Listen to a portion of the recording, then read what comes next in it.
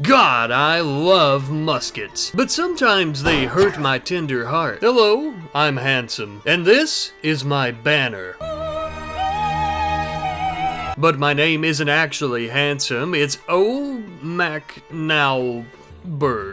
Okay, Irish O. MacNowberg, and yes, I am also Irish, in case you were wondering. I'm currently off on an adventure of sorts. However, I am going to need some assistance, so I'm going to be visiting nearby villages and towns to recruit some helping hands. Ah, British colonial militiamen, the most beautiful of all the militia.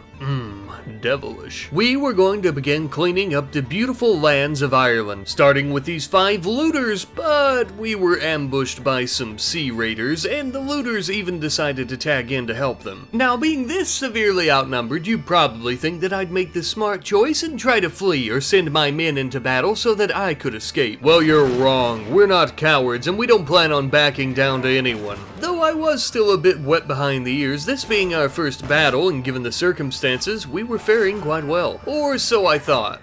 Yeah. All my men had died and I was suffering from a gunshot to the old gut. We were taken prisoner, and after a few hard days, eventually one of my captors had made me an offer. My swift freedom for 297 pieces. I would of course accept this offer and leave, but I will be back for my captors. I rushed to a nearby town under the cover of night to begin resting, but before I would do that, I would also recruit some men. The road to recovery would be anything but easy, but once I was back on my feet, I would lead my men once again against sea raiders, and this time the odds are in our favor. In the shadows, a line of our militiamen firing off volley after volley of musket. What few of these sea raiders remained, we decided to get up close and personal with them, and though I cared very little for the survival of these scum, we would take a couple of them hostage so that we may bring them to justice, just as well as taking all of their things, such as, but not limited to, a new flintlock pistol, beer, cheese, and everything in between. And just as the great St. Patrick had drove all the snakes from Ireland, I, Irish O. MacNowberg, shall drive all the looters and sea raiders away. For I may not be any type of saint, but these bastards are surely serpents. By this point, we were faring much better in our crusade against looters and raiders, and we were even much more well equipped. Our men had gained much experience from our multitude of battles, and thus we would upgrade their gear as well. Dublin would pay a pretty penny for all these filthy fools that we've been taking hostage, as well as their beautiful bounty of loot. I was still quite a young lad with many glorious battles under my belt, but I was bringing my men to victory and making a name for myself. After much fighting and much searching, I would eventually find a hideout of some of the nearby mountain bandits. Clearing out this hideout will surely bring us much reputation. We had waited for several hours just outside the hideout. When night fell, we would make our move.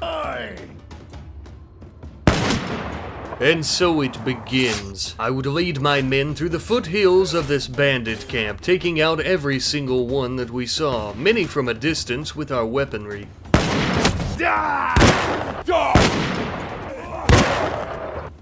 We made many observations about how the bandits lived and even how they ate. Less than desirable accommodations, to say the least. Eventually, we were confronted by the captain of the mountain bandits. It would seem that he took notice of us cutting down all his men, and he wants to try and challenge me to a duel. I have nothing to prove to him, but for the morale of my men, I would accept. He didn't specify the terms of our weapons, and thus he used a sword and shield, gashing me across the face before...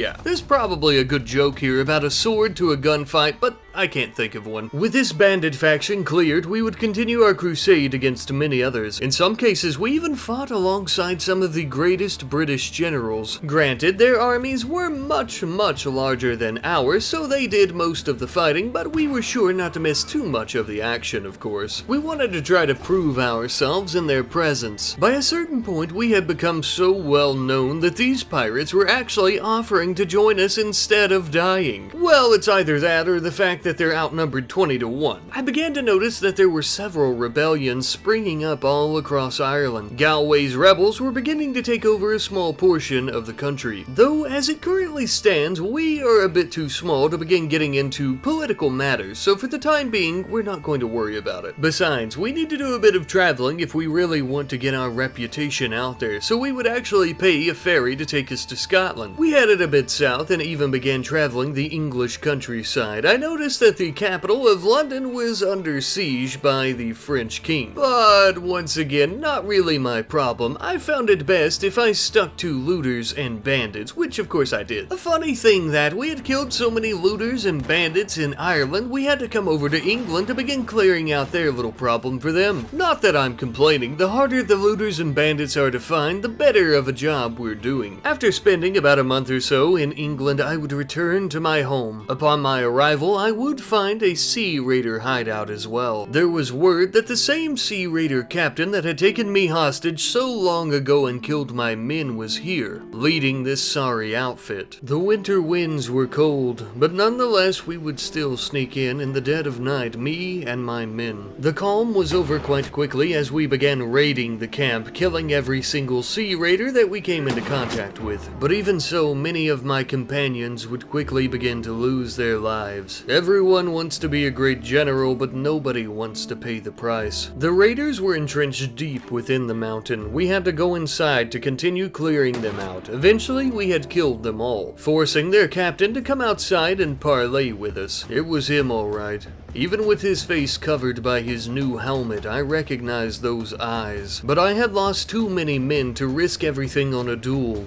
We would do this as a team. I emptied my pistol into the bandit captain, and then, as his goons would come at me, my men would distract one as I stabbed him in the back. A couple of these scallywags, though, would surround me, and even though I got a few good hits in, I eventually fell. This did, however, give my men an ample opportunity to load their muskets and unload them into these bastards, giving us the victory. The soldiers were completely ecstatic, and I was looking a bit worse for wear. Could someone pick me up, please? With my revenge finally served against the bandit captain, I decided to head through England and go south towards France, a land that is chock full of exotic foods, weapons, and apparel, but most importantly, more and more of these unsavory types, looters, bandits, pirates, you know, the whole 9 yards, cleansing the countryside of some unwanted people while earning the respect of those around me. I had even freed some Frankish peasants, and I would give them the opportunity to join our ranks. They too could help us hunt down these fools who have been terrorizing their villages for so many years. But it wasn't all glorious battles. We would also occasionally take on some missions like this one where we would escort a herd of hogs to a nearby town. Not exactly something we would be all that boastful about, but we got paid a handsome penny for it, and the folks of this town will be able to eat. Eventually though, we would find our way to Paris. It would seem that they were holding some really interesting tournaments here. It seemed like an ample opportunity for some glory, so of course I joined. But I was a bit confused. I didn't speak French and everyone else did, and the rules weren't exactly set. I don't know why I didn't get a pistol. Everyone surrounded me and eventually I was taken out. Yeah, not exactly my best moment. My failure at the tournament left my face scarred and it took one of my eyes along with it, and so I decided to grow out my goatee to take the attention away. But as a rough and tough Irishman, I didn't give up so damn easy, and I would try my hand once again at another tournament. This time I was actually faring quite a bit better, taking out my enemy during a sword fight. Finally making it past the first round, earning myself a bit of glory. But the second round probably went a bit more like you'd expect. I think for now I'll probably just stick with the battlefield instead. Those tournaments are probably rigged anyhow. Eventually, after many days and many nights, we had made our way to Rome. And I must say, I was more than excited to spill the blood of thieves and murderers on these Italian hills. It was here that we had some of our most glorious, but also some of our most beautiful battles. And it was after achieving victory in several of these battles that we had ranked up our clan from nothing to a tier 1 clan, which is better than nothing. Leveling up our clan has essentially doubled the amount of troops that we can have under our command at one time. Traveling across these various lands, we would hire many a militiaman, starting off with all of these Ottoman soldiers. Our many travels would also end up leading us to find some German Continental militiamen who we would also end up hiring as well. And truly, by this point, our ranks were filled with a little melting pot. We would end up beginning to head back home towards Ireland, but of course, on our way there, you know that we hunted down every single forest and mountain bandit, looter, pirate, anyone like that we came across, protecting the peasants of nearby villages all the while. As you might imagine, the journey back to Ireland was not only quite long, but was fraught with danger and was quite strenuous on me and my men. So we were sure to pack plenty of beer, wine, grapes, cheese, and also some grain. Eventually though, we had finally returned to the Emerald Isle. Boy does it feel good to be home. And we had finally achieved the reputation that we had worked so hard for, albeit still quite small. We had also made some amazing strides in upgrading our weapons, our horse, our armor, and everything and anything in between really. And as mentioned earlier, we have a multitude of different types of men from many different backgrounds that also had gained a lot of experience on their travels with us. But now that we have the opportunity, maybe we could end up joining one of these nations and fighting for them. Perhaps the next time there's a rebellion in Ireland, we could pledge our loyalty to them, or we could fight alongside the king and his army. But I suppose that only time will tell.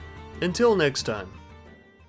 Hello, back by popular demand, I have returned, your swashbuckling, handsome, one-eyed, bandit-killing Irishman. And once again, no bandit, pirate, or looter is safe from my swift justice. Today's journey shall begin in French territory. I've made the long journey down here in search of allies to help me liberate my sweet occupied Ireland. First, we'll begin by clearing out a bandit hideout near Paris, simply in an attempt to try and gain their attention, but also their favor. Once night had finally fell, I would sneak in under the cover of shadows with our German militiamen. They could really use some battle experience, and who better than some unsuspecting bandits? Warming your stinky little toes by the campfire, eh? Big mistake. Concealed by the shadows, we were like death himself. They had been completely caught off guard by our attack. France was so busy at war with England, these bandits thought they could terrorize the good Frankish folk and nobody would come to stop them. They were wrong. The bandit captain came out, completely outnumbered by us and our German militia. He would try to challenge me to a duel, as he knew it was his only chance of survival. Unfortunately for him, I would decline. We immediately killed his compadres and my men swarmed him like bees to honey. He was defeated and our mission was complete. After that was all said and done, I would travel to Paris to tell everyone of my good deeds and to also look for possible companions to join us. I'm afraid to say, but there were no companions here. However, I did find some of their finest mead and beer, as well as a nice gentleman playing the flute. Later into the evening, I would also have the good company of two beautiful women. But these ladies were all too comfortable showing off their ankles in the tavern. Good day to you, you disgusting floozies. I then began showing the locals a dance from my home country, the Irish jig, or at least the best that I could do. We didn't have any luck in the tavern, but on the road we would encounter one of the French lords.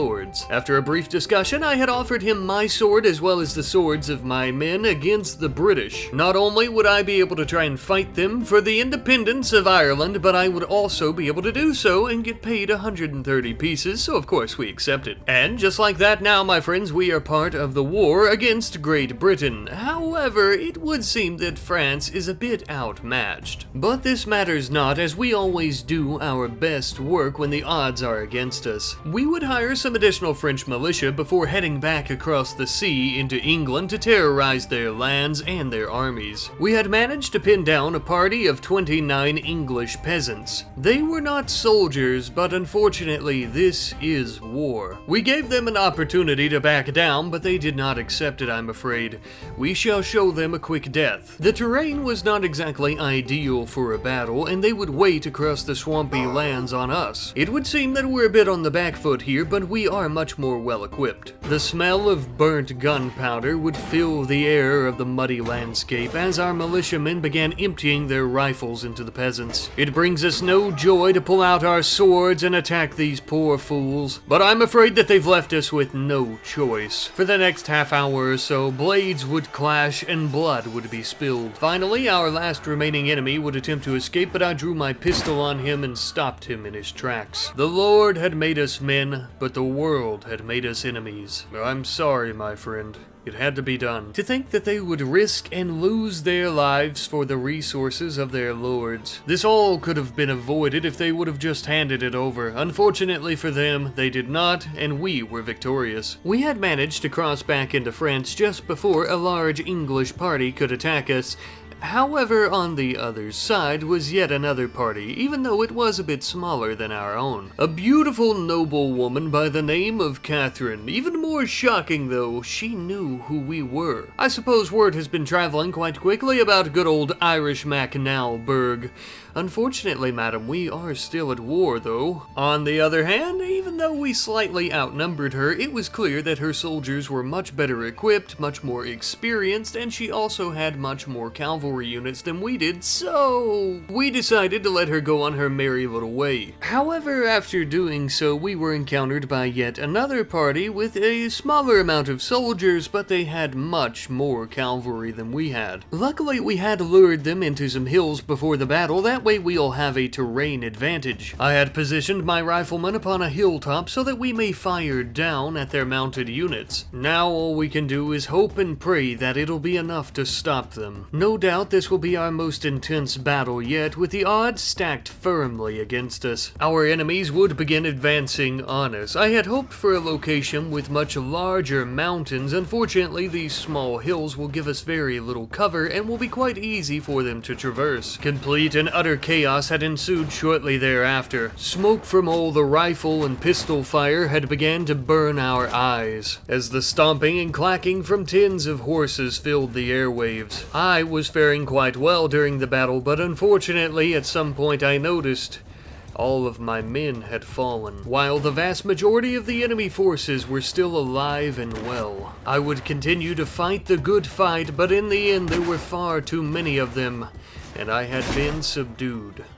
Our enemies would begin to celebrate their victory as the corpses of our allies began to turn cold on the mountaintop. We had not been killed, but simply knocked unconscious and taken prisoner. After some time, one of the Englishmen had approached us and offered us our freedom for 431 pieces, which out of desperation, of course, we accepted. But the opportunity of escape was quickly squandered when we were captured once more and taken prisoner in London. But they would not be able to break my spirit. They would only make my hatred and my determination stronger. Eventually, we found an ample opportunity to break out of the dungeon. We would run to a nearby town where I would quite literally sell the clothing off of my back for a much faster horse so that we may escape their forces. We were now much faster and able to get away from them. We would end up making our way to another nearby village where we would actually end up hiring a few mercenaries to help us out. Later into the night, we were encountered by a large group of looters looking to rob us. Though they outnumbered us, we had been stepped on far too many times in the last few days, and we weren't going to have it. As my men shot from a firing line in the dark, I would circle them throughout the forest, firing off my weapons and occasionally getting in for some close-up action, sweeping between the trees like the Reaper himself. And eventually, we were victorious. We would be able to sell the belongings of these looters to hopefully fund our trip back to France. And though we were constantly being chased, we did eventually finally make it back into French territory. Only to find out that we're now at war with Spain as well, so that should be fun. I would eventually link up with a French noblewoman by the name of Dorothy. She was amassing quite the army to try and weed out the British and the Spanish from our territories. We came across a British general by the name of David trying to ransack a French town, and we wouldn't have that. We'll ensure that this is David's last winter among the living, and we shall drive his men from this village and send them back across the sea where they belong. The thick snow upon the ground only added to the absolute chaos that was this battle. So much gunpowder in the air you could be side by side with your enemies and not even know it. Upon my mount, I would hunt down the enemy cavalry, as our infantry would go toe-to-toe with theirs. In the end, I got the final blow of the entire battle, and we were victorious once more. A glorious victory for the French and, of course, their Irish mercenary. It must be said, I would much rather fight a proper army as well, compared to bandits or looters, because the equipment is worth so much more. We would stay with Lady Dorothy for quite a bit of time thereafter, up until the point that the British actually made peace with the French, after which point we disbanded from Lady Dorothy's army and went on our own for a bit. We would eventually stumble across Lord Armand Charles and his army, which was much, much larger, of course. We would join up with him so that we may continue fighting in this war against the Spanish. Now, we don't have any personal quarrel with the Spanish, but we must gain favor with the French. Besides, we're going to need money if we're ever going to liberate Ireland from the British, and money is going to be something we could get by selling Spanish gear, so I think you see where I'm going with this. We would eventually make it just outside the gates of the city of Lyon, where we would then encounter a massive Spanish army. And let me just say, my friends, this was about to be the largest battle that we had ever seen.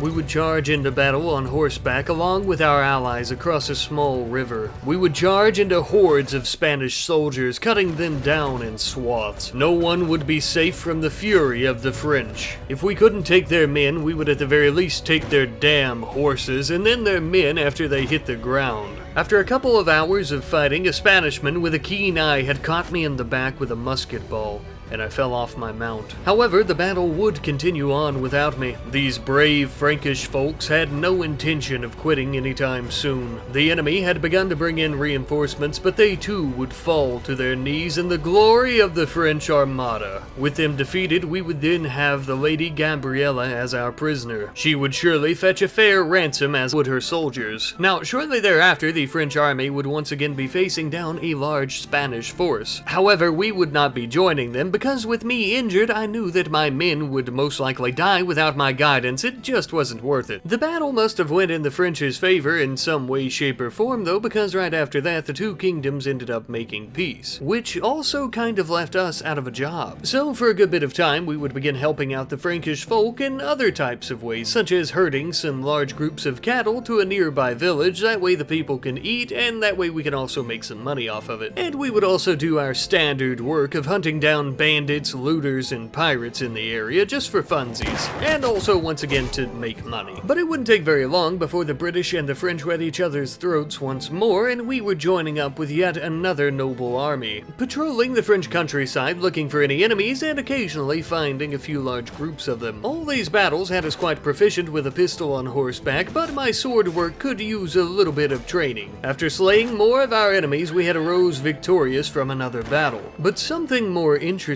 was just around the corner. We would actually begin laying siege to a fortified city. We had never been part of a siege before, but as an Irish lad, we had heard many tales by our village elders. But nothing would quite prepare us for the reality.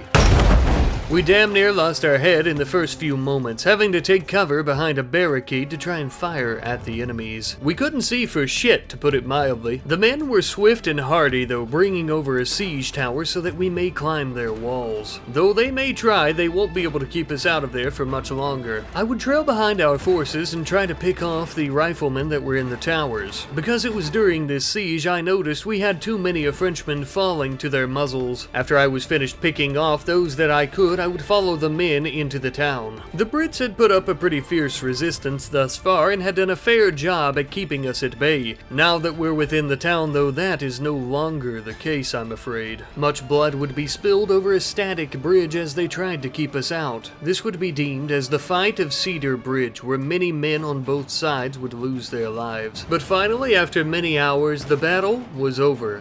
and we were victorious once more. We had taken this city and claimed it in the name of France, liberating its people. We would continue our service to France and to the crown once we encountered yet another party of enemies. Though their party was much smaller than our own, they put up one hell of a fight and were quite tough. There could only be one explanation. Many of them must be our Irish brothers and sisters. Such a shame that we had to meet on opposite sides of the battlefield. It wouldn't be very long thereafter before we began yet another siege. This time we would be besieging a castle, much more fortified than the wooden fort that we had previously taken on. Much better equipped as well. We would have to try to sneak up in the tall grass so we didn't catch a cannonball to the old skull. I would do my best to try and protect the battering ram at all costs, because without it we would be up shit creek without a paddle. And by God, I don't even know how to swim. We were once again at quite the disadvantage with all their riflemen aiming down at us. It didn't help anything that our men had formed a large group that they could easily be shot in. But it was thanks to this massive amount of manpower that we busted open their gates and charged in. We began to quickly overwhelm their forces with nothing more than sheer strength and resolve, and also a few bullets. As the battle was winding down, I got a good look at their artillery. This would have hurt, that's for sure. But I am thankful to say that once again we have won yet another battle and taken yet another castle for France. And with the majority of their objectives complete, the army had disbanded and we were once again on our own. While we were on our own, we had come across a French noblewoman raiding a British village and decided to help her out a bit. We had also chased down a little caravan of villagers from that same village and began to teach them a lesson all the same. It brings me no joy to attack the common folk, but some things must be done. We had also gotten into a bit of a skirmish with the two British generals, Mary II and George. We would be sure to make them sorry they ever crossed that ferry point. Alright lads, it's time that we sent them packing. As I'm sure you can tell, the terrain here was less than ideal for battle on horseback, but we would make it work as best we could. We were faring quite well, but the enemy riflemen line were becoming a bit of a pain in the ass for us, so I began charging in with my horse, hacking and slashing everyone I came into contact with. I didn't have to kill them as long as they missed their mark. That was what was important. And of course, that when the opportunity came, I wouldn't miss mine. As the sun began to set, we had littered these small hills with bodies. My steed and myself were covered in blood. We would end up sparing the lives of George and Mary, as they were worth much more to me alive than dead. We would also end up making a very pretty penny off all the loot that we got from them as well. And I also got this really sweet helmet. Don't get me wrong, I loved my tricorn hat, but this helmet would be much more effective at protecting my little noggin during these snowy battles. Speaking of which, this battle too wasn't all that difficult, as we severely outnumbered our enemies. I had thought my pistol skills might be good enough to take down their leader, but I shot her horse and my men finished her off for me. Truth be told, they really carried us throughout this battle and I had to do very little work, which was glorious. Eventually though, we would take the ferry into Great Britain and take the fight to them. By this point, we were the ones chasing down their armies. It did help that we were riding with some of the greatest French generals that the world had to offer, and this was the closest that we had come to our home country in months. So you could say that spilling the blood of these gentlemen on this battlefield was somewhat nostalgic. I've truly missed it here. By the end of the day, we were once again victorious and we had left plenty of food for the crows and buzzards. Now back in France once more, we would meet against an English army that was attacking one of our castles. As we rode against the enemies of France, the snowfall would begin to get quite heavy. They say war is hell, but we never anticipated it would be so cold. Physically and mentally, the warm flash of my pistol was a stark contrast to the icy elements, and the warm blood of those unlucky men who met my sword that splashed upon my frozen face. By this time in the night, the enemies had called upon their reinforcements. They had formed a firing line in the field, but by the grace of God and some Irish luck, I was never hit. Even the reinforcements had begun a retreat. I would take my horse and ram them as hard as I could. We would show our enemies no quarter, no mercy, and as dawn begun to break, the Battle of Icy Ridge was complete. I'm afraid that I lied about not giving our enemies any quarter, as we did take many any of them prisoner to sell, but it was worth a pretty penny, so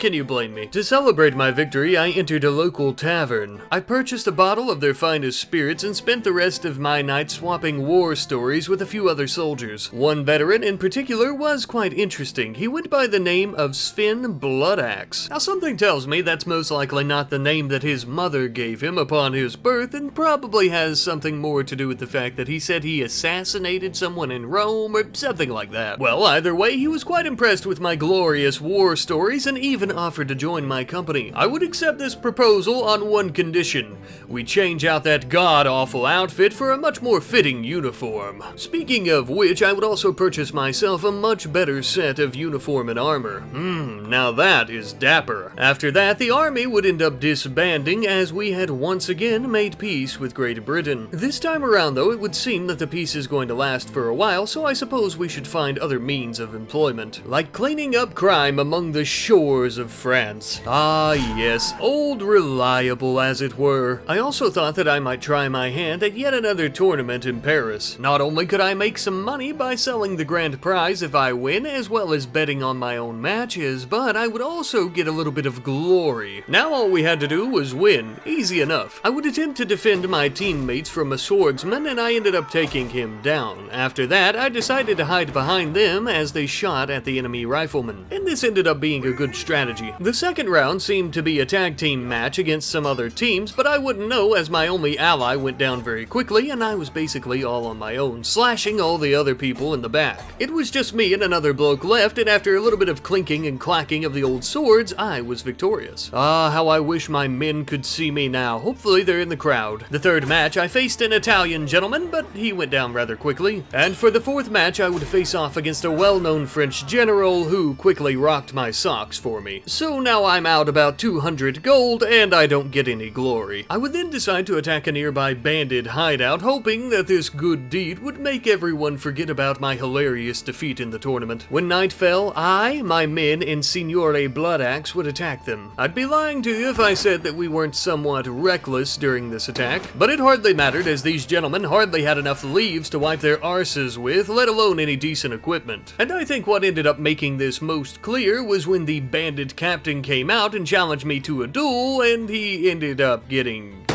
yeah, poor little fella, humiliated like that in front of his pals. Speaking of which, I had considered giving this handsome fella a new hole to breathe out of, but he didn't want the smoke, so instead I took him prisoner. The very next morning, we would attack the remaining members of their crew, but we had German reinforcements with us, so I'm not gonna bore you with the details. After that, though, I would end up encountering the King of France himself, Louis. Louis, my boy here, had requested that I go around to some nearby villages and collect taxes. Such an egregious request from anyone else would be met with my sword and pistol, but since he is the King of France, I had to oblige, especially since I want his support. Now, I will say that the king did give me permission to squeeze whatever I could out of the local folk, but I will not oppress or subject the people of France to such a thing. However, at the first village, one of the village elders approached us and told us about some issues with bandits, as well as some failures with their crops this season, and were stating that some of the poorer families can't pay. Now this would have been fine, except they immediately began to tell me as well that if I try to force them to pay, they very well may fight. Now I can smell a scam a mile away, and the fact that they immediately went into violence makes me think they're not the poor, desperate little peasants they're pretending to be. Nice try, rookies. You can't get one in over my head that easy. Over at the second village, as I began to collect my taxes, more families came forward saying that they couldn't afford to pay it for similar reasons, but offered up extra crops as payment. Of course, this was a viable solution. We're not a monster, but without the king's support, we'll never liberate our homeland, which is a goal I want to achieve so desperately in fact, that when we arrived at the third village and the retainers helping us collect taxes became mutinous, I ended up paying their wages out of my own pocket. After some time though, I had finally returned back to the king, and after providing him with his taxes, he was happy, as you might imagine. A few days later, I would once again meet with the king in Paris, where he had yet another request of me. It would seem that over the winter season, he'd lost about a handful or so of his horses, and he needed me to get him some more, some very specific ones, and he was even offering me 10,000 big ones to do so. so I accepted. Funny enough though, I already had 3 out of the 4 horses that the king required, as I had confiscated some of them from the British during our battles. So I ran to the market, traded off a few of my hogs and one of my cows for one of the horses, and we were good to go, but I forgot to record that part. We were paid handsomely as promised, and the king himself was tickled plum pink about his pretty new horsies. But there was yet another proposal that I wished to make, one of marriage. I, Irish Omak Nowberg, would offer my own hand, heart, and soul to some lovely lady in exchange for a union with the French. Until next time, my friends. Hello again. It's good to see you back here again today. The last we spoke, I was just about to ask the King of France if he had any lucky ladies that I could wed, and it just so happens that he does. I assume this is probably his daughter, or perhaps his sister. Well, if his genetics are anything to go by, I'm sure she'll be a handsome lady. Very well, I accept you, old rabble-rouser, you. This is unfortunate. It would seem that the king wants some type of payment for me to marry this noble woman, and I'm afraid even with all my wealth combined, I don't even meet half of what he requires. Damn, I hate being poor. It would seem that I'm going to need a vast fortune. Perhaps there is money to be made on another continent, such as the continent of Africa. Not only could we possibly make a fortune there, but we could also get plenty of glory. Besides, my future wife might want to hear some exotic stories from a different land. We were sure to track down any looters on our way there as well to clean up some crime, but also to fund our trip. You hear that? Sounds like money in my pockets.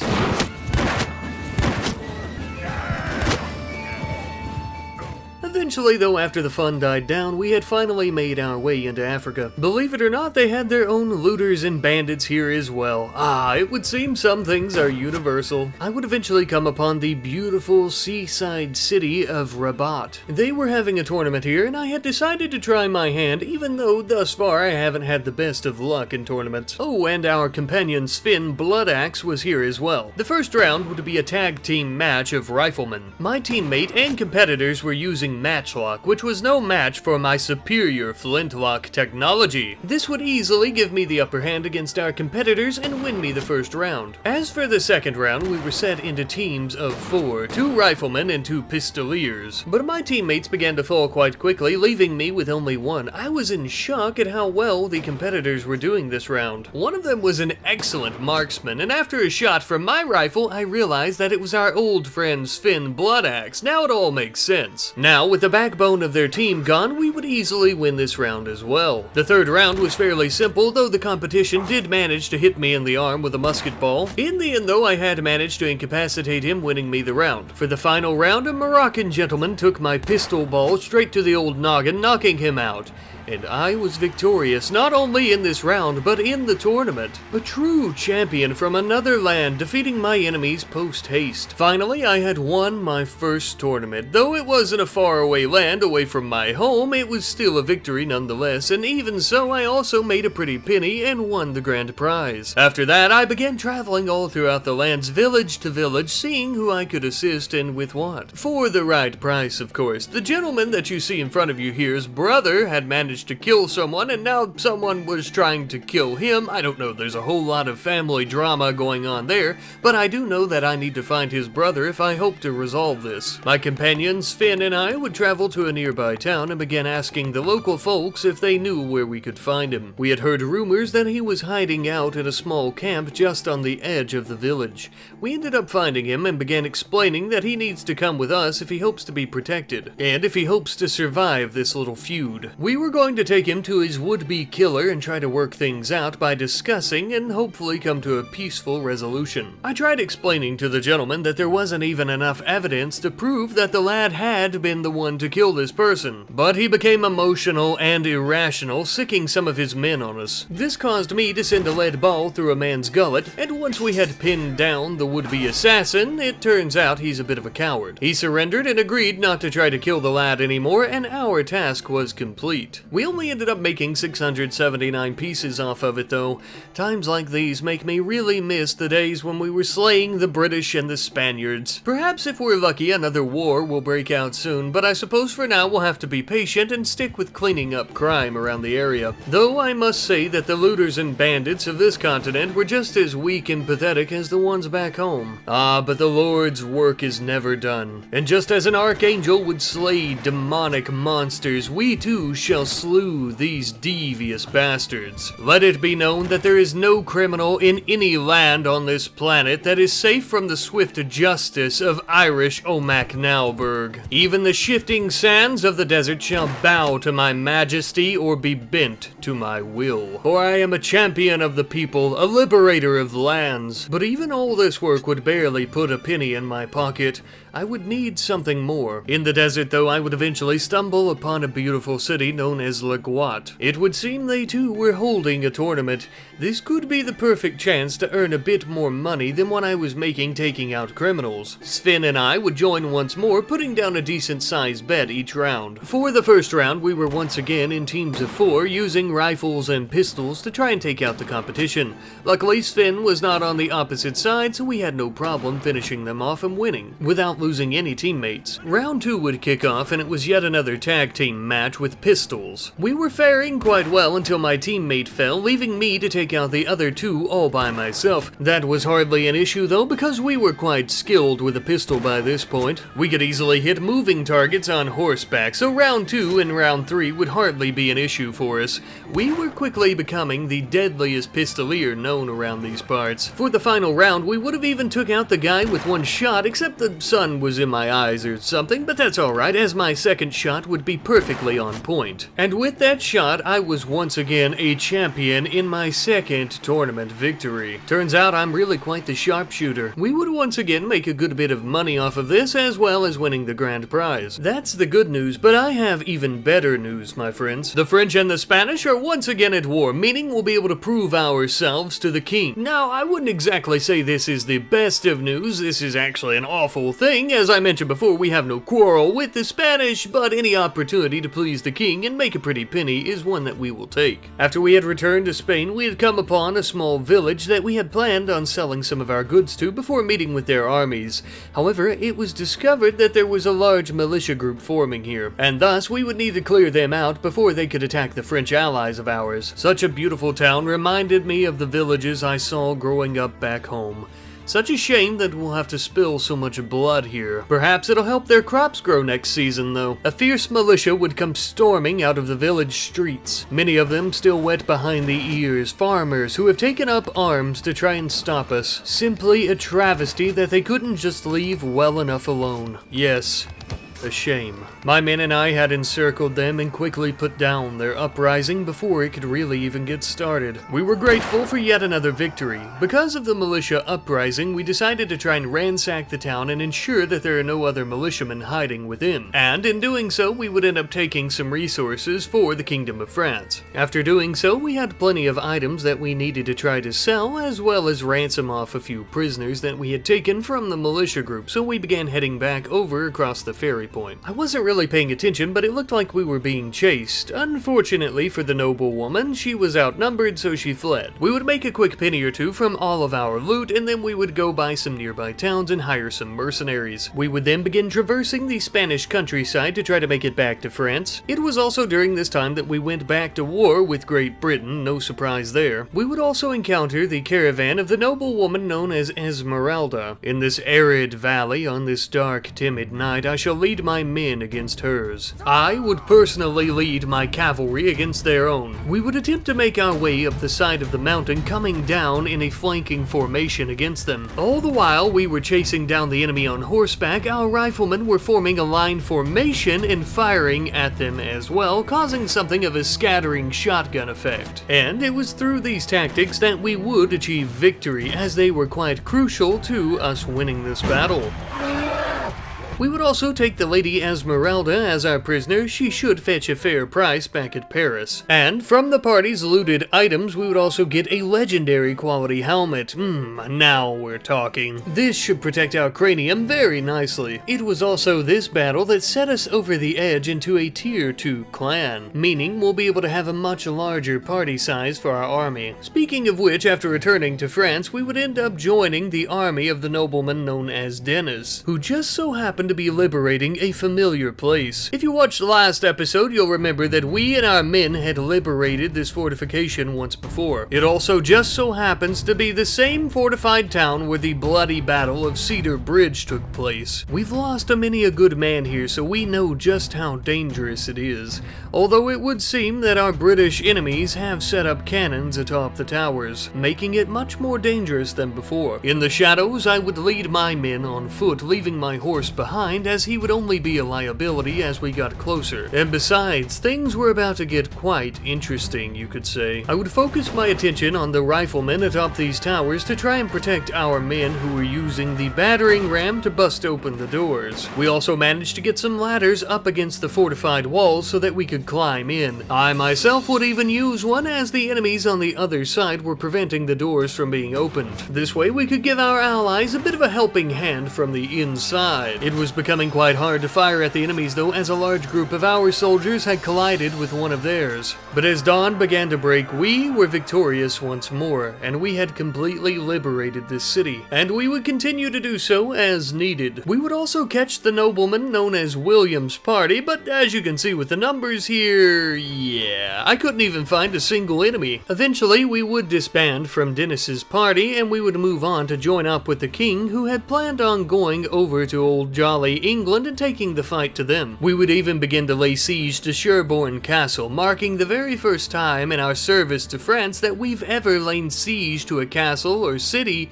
in British territory. This would surely be quite the achievement, though I have a feeling that they're not going to let us take it very easily. The distance from our camp was quite long, so initially we would ride up on horseback before dismounting and beginning to prep our rifle. Powder, ball, packet. Alright, now, we were having much success in this endeavor, or at least as much as we could, given that they're hiding in wooden embrasures. Slowly but surely, inch by inch, our men would make their way to the wooden gates with the battering ram beating it like a drum, pounding it as the rafters began to crack. We would finally make our way inside, but the enemy numbers were still numerous. As we opened the door, they slammed it right back in our faces, unfortunately. Nevertheless, we would eventually destroy these wooden doors and make our way inside this town. The enemies, now completely outmatched and outgunned, would begin a retreat. We would manage to subdue some of them, but the majority had managed to get away and make their way outside of the walls once more, escaping us. Nevertheless, we were victorious once more, regardless of how many of them got away. Our men were tickled to death about it, and we had finally managed to give the British a taste of their own medicine. Sadly for the villagers, that does mean that their town is going to be pillaged and all of their items looted. As we were about to leave the castle, we ended up encountering a large military force that was led by the noble woman known as Susan. It would seem that she has come in a pitiful, desperate attempt to try and liberate Sherborne Castle from us once more. The odds were not in her favor though, and as you can see, we were faring quite well, until I got shot off my horse, that is, but everyone else was doing very good. The battle would continue to rage on through many hours of the night, but eventually we were able to push the British back. Even with this battle of victory though, they would continue to try and push us out of their lands and to take their castle back. Their efforts were quite admirable. If they weren't occupying our beautiful Emerald Isle, I would even say that they were quite noble. But all this fighting, with only a few weeks in between each large battle, was leaving us quite injured, and it didn't help when I got shot in the face and damn near died. This particular shot in the face was making it quite hard to hit my target. As the blood ran down my face, I noticed I was beginning to miss more and more shots, so I resorted to my sword. However, I was clipped by a musket ball and once again fell during battle, leaving it to our soldiers to handle the rest, I'm afraid. At the end of the day, they would end up winning this battle for us as well, thankfully. We would then end up heading back to France, which I was excited about because I needed some time to heal, but it turns out the king had other plans, unfortunately. We were about to liberate another of our fortified settlements, but of course, as you can see, we shouldn't have any issue with this. Poor dumb bastards have no idea what's about to hit them. Sneaking into position hidden in the long, tall grass of the fields and the puffs of smoke, allowing me to take pot shots at their riflemen sat upon the towers, easily killing them. As I have mentioned before, we were very skilled with a pistol, and we were quite the pistolier, but by this point we were also quite devilish with a rifle. The gates of this city too would fall to our might, and we infiltrated, firing at all the British soldiers that were coming up in large groups, making it very easy to pick them off, I must say. I also decided to touch up on my sword work a bit, as it could use a little bit of practice. The smell of iron began to populate the air nearby. Or perhaps was it the sweet smell of victory? Maybe, but also I think it was all this blood as well. It would seem the enemy defenders have pulled back inside the keep of the city and planned on making a last stand there.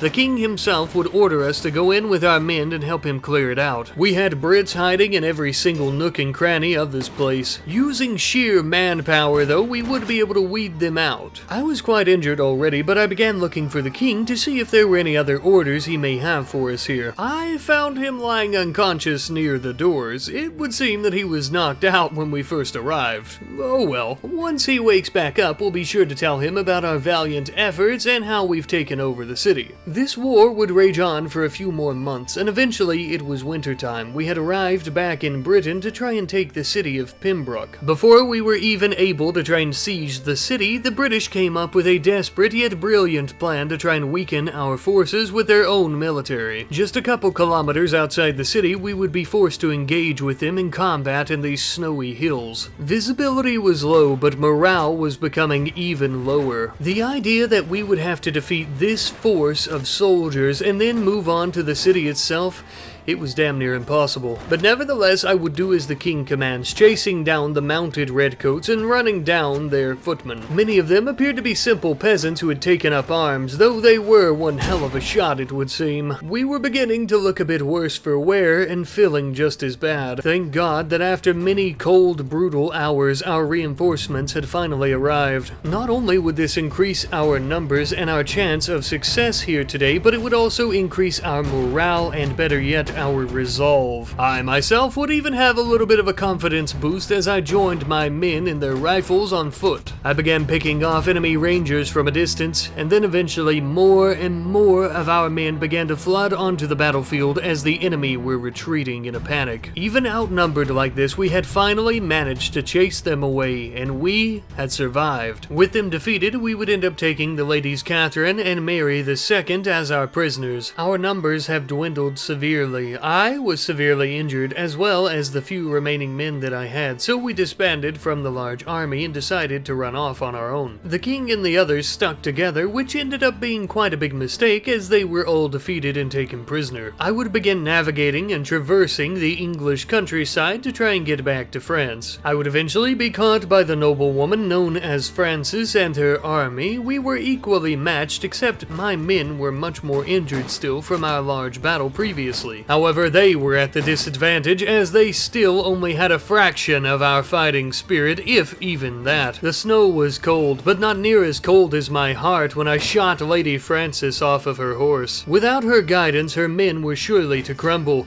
I too would end up being shot from my mount though, meaning that we are once again on fair playing field. Thankfully though, the aforementioned Irish fighting spirit that I had instilled into my men won us at the end of the day. Eventually, we had finally made our way back to France, and it was during this time we received word that the king had thankfully been freed by the army of Jean-Baptiste. No doubt he'll be on his way back home to gather more troops very soon. This way we don't have to worry so much while we're selling off all of our goods in Paris, earning us a very large sum of money. Sven and I would enter a local tavern for the evening. Given what we've experienced throughout the war with winter, we could use some cozy beds for the night at the very least, as well as the finest beer and mead in Paris that we could drink with some good company for the night. We would eventually meet a man who was a bit strange looking and had an even stranger name. He was known as Nicholas of the Hills. Apparently, in his long search for religious freedom, he ended up becoming something something of a cult leader and or bandit, and he was now looking for a new group of companions. Naturally, we do believe in second chances, and since he seems to be reformed, we would allow him to join us. Now, given the fact that he was a mountain bandit at one point, he would make for an excellent tracker to help us find enemy forces in the area. Now, whether or not he would be a good fighter has yet to be seen, but I hope some of the gentlemen that we shoot off their horses here, we might be able to take their armor and give it to Nicholas. It shouldn't be all that difficult, as we had them in a very small valley between some little hills here. It was like shooting trout in a barrel, except in this case the trout were able to shoot back. Things were going mighty fine. Let's just hope we don't get shot off of our son of a bitch. Injured once more, I hit the ground, and it was once again up to my men to finish this battle for us. At the very least though, as we were healing up, we would be able to supply Nicholas here with some proper attire as well as weaponry and a horse. He was looking mighty fine, but perhaps given his new red coat attire, he should probably stick with us and away from the enemy skirmishes. As we had joined back up with the king's forces, I'm afraid that we met with a British party that was over 600 strong, severely outnumbering us. With our backs against the wall, there was little hope of us defeating our enemies here, as the enemy regiments were well trained and well fed. Our footmen and riflemen were most vulnerable, as the enemies had a very large number of cavalry units. Wielding my mighty rifle atop of my mighty mount, I would attempt to kill as many of them as possible. Visibility here was even lower, as the mud and water splashed into my eyes along with the smoke and dust. This was a battle of epic proportions that would go on for several hours. Unfortunately though, the British would bring in many reinforcements,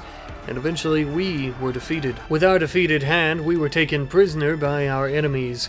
Many of my men were slaughtered. The enemy army would eventually break apart, splitting up me from Sven and Nicholas as well. Eventually, after many painful days, I would find an opportunity to break free. I could only hope that my companions managed to do the same. We would eventually be able to make our way back into France across the ferry point, where we would go town to town raising up an army of militiamen. We wouldn't take our defeat lightly, and we had joined up with other French nobles to protect a nearby city. Once again, the odds were not in our favor, as we were outnumbered 2-1. But by the grace of God, we would not let this city fall into their hands. I would take charge over our defensive forces and rush to the top of these walls to order our riflemen, assisting them all the while as best I could. We had a cannon mounted atop the position, which was absolutely perfect, as we would use it to stop one of their siege towers from even making it near the city. Now we would need to focus our attention on their battering ram. I would try to kill all the soldiers that were pushing it forward, but they kept on replacing them as they went. I would rush to the left flank as I heard commotion about the ladders being put up against the walls.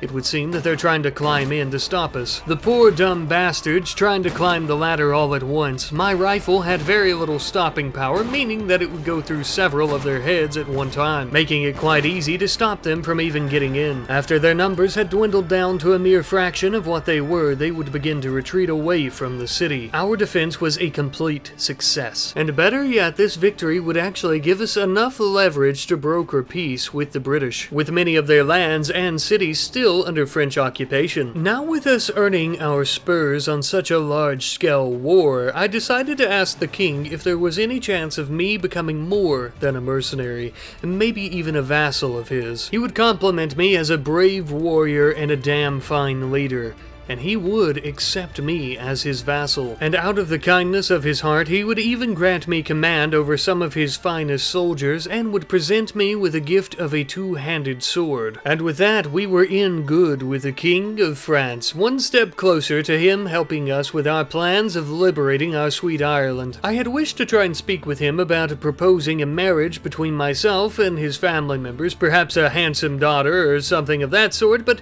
it would seem that in this time he has already married her off, unfortunately, and the opportunity is no longer available to us. But there are other French noble families that may be interested in such a proposal, and besides, becoming a vassal of his has already strengthened our relations very, very much. Until next time, my friends.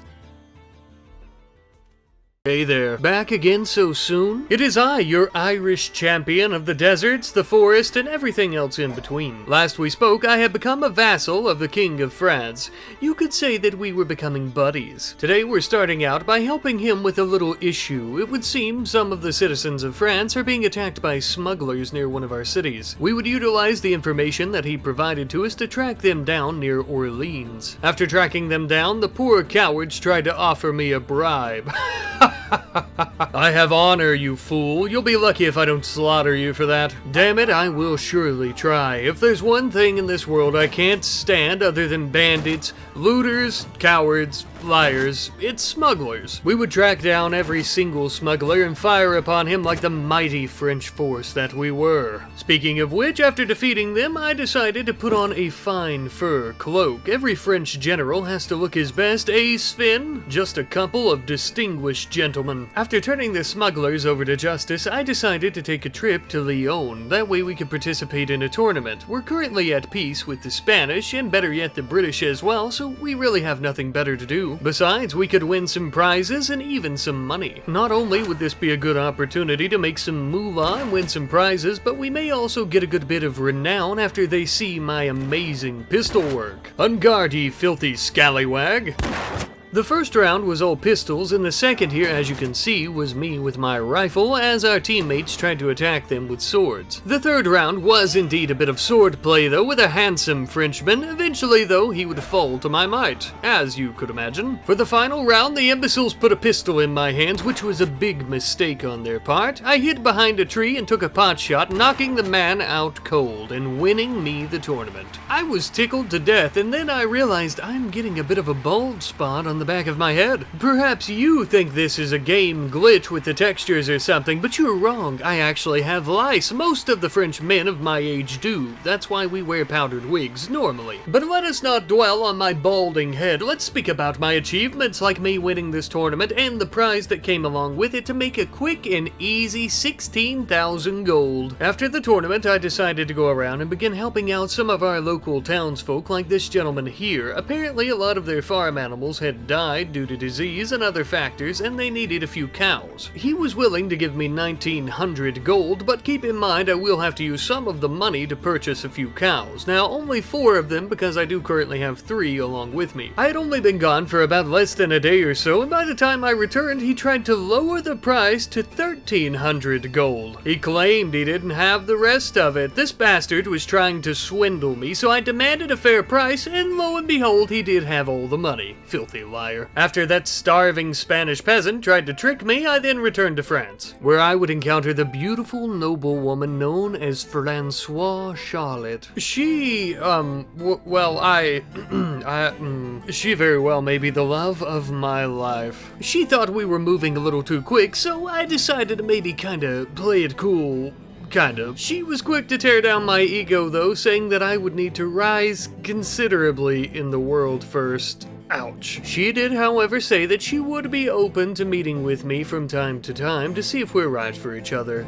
Until then, my fair maiden. I suppose she is right, though. We've only recently became a vassal to the king. We need to rise up through the ranks. And one way to go about doing that is through tournaments. So we're going to be entering one in Paris. We need to try and ensure that we're doing our very best to win each and every tournament that we enter. No self-respecting French noblewoman would want to even try to court a lice-infested Irishman like myself unless he's at least famous a little bit. Alas, if only love were this easy, cutting down a man when he was hardly looking. Nevertheless, we'll do what it takes to win the hand of our fair lady, cutting down swaths of men, whether it be in these tournaments, round by round, or in some type of war once more. By the third round of the Paris tournament, we were taking on a French marshal. The man was a damn artist with a sword, and if I could be frank with you, he was really giving me a run for my money. That is. For the final round, they put another pistol in my hand. My God, when will they learn this doesn't make it very fair for everyone else?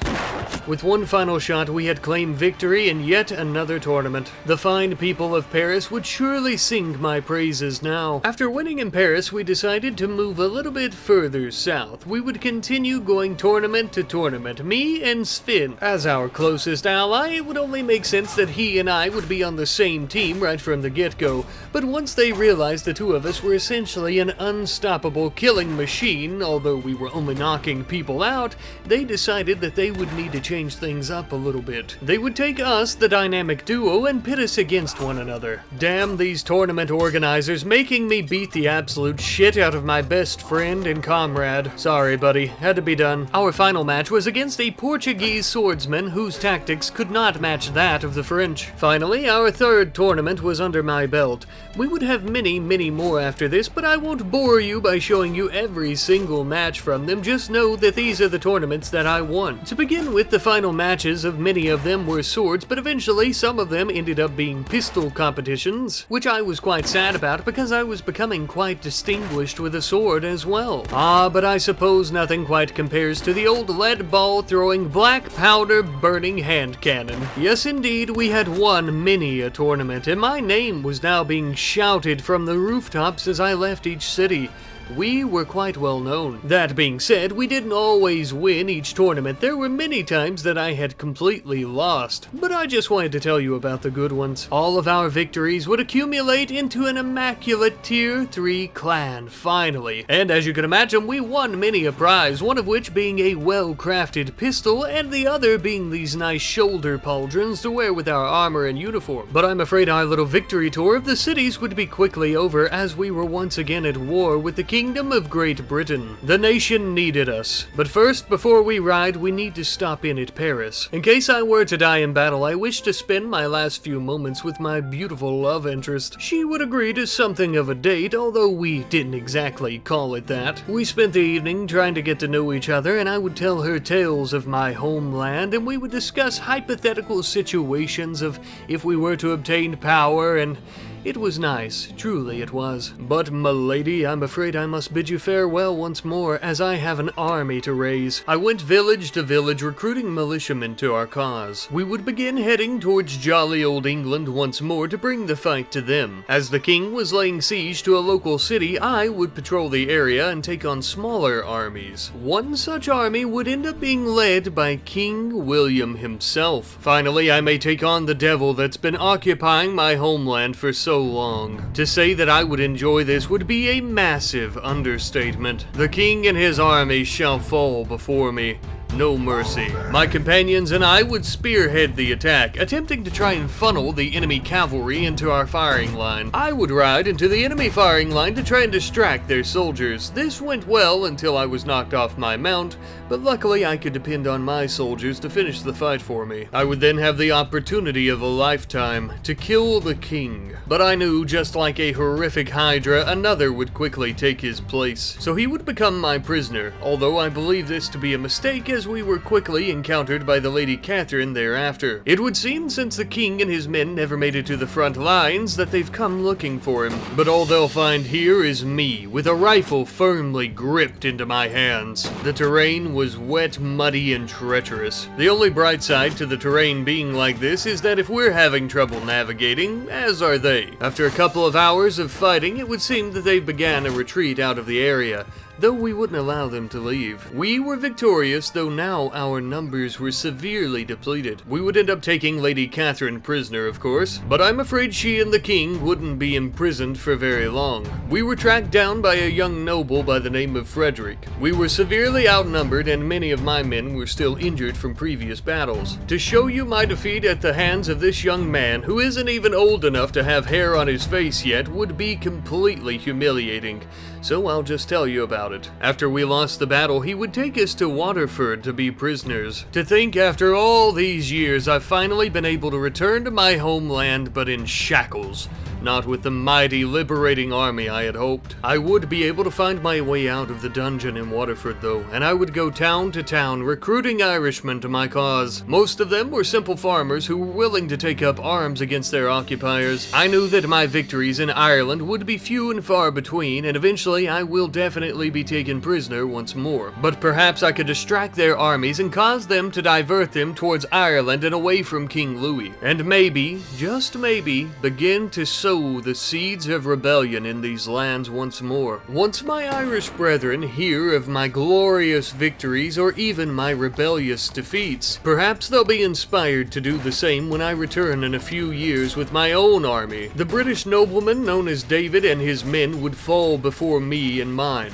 Naturally, I had a home field advantage here. I was within my element. We had eventually come upon the lord known as Louis, though. This was looking to be quite a devastating battle. Even though we almost had 20 more soldiers than he, we were only simple militiamen while he had well-trained soldiers. Nevertheless, bravery runs through our veins, and the only thing that would run from these emerald hills would be blood. I would do my best to try and keep them away from my riflemen, but unfortunately I watched as many of them would begin to fall. I could not bear to see my kinsmen slaughtered like this. I would gallop into and through their firing line, hoping that it would cause their formation to crack. But I was too late, as all of my men had fallen in battle, and I was the last to still be standing against 20 or so redcoats. Thankfully, my horse would easily run circles around them.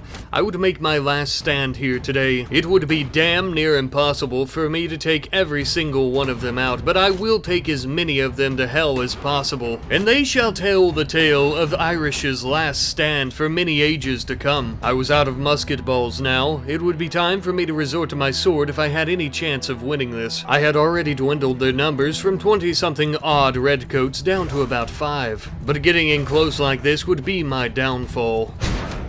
I had finally been put down, but luckily I was alive, even with blood trickling into my ear canal and my left arm completely broken. I got off lucky compared to all the militia that we had with us. It was quite clear to me now that we weren't ready to take Ireland just yet, but perhaps soon. Naturally, we were taken prisoner and brought to Dublin to serve out our time until the French would ransom us out after the war, but you know me, I am a bit dubious. And thus I had managed to escape my captors, being chased out of Ireland by a large army. Eventually, I would finally make it back to France, where I would raise an army of my own once more. With a large militia by my side, I would sail back to England. I had hoped to link back up with the king and his army to try and help them take any nearby castles or cities, but I realized at one point that we had already taken Pembroke and the king had given it to us. I'm not exactly sure as to when he had granted this city to us, but I'm more than happy to take it, of course, and we also get the nearby villages and a castle for ourselves. But there was more work to be done as we had a large English party, actually it's just 5 soldiers.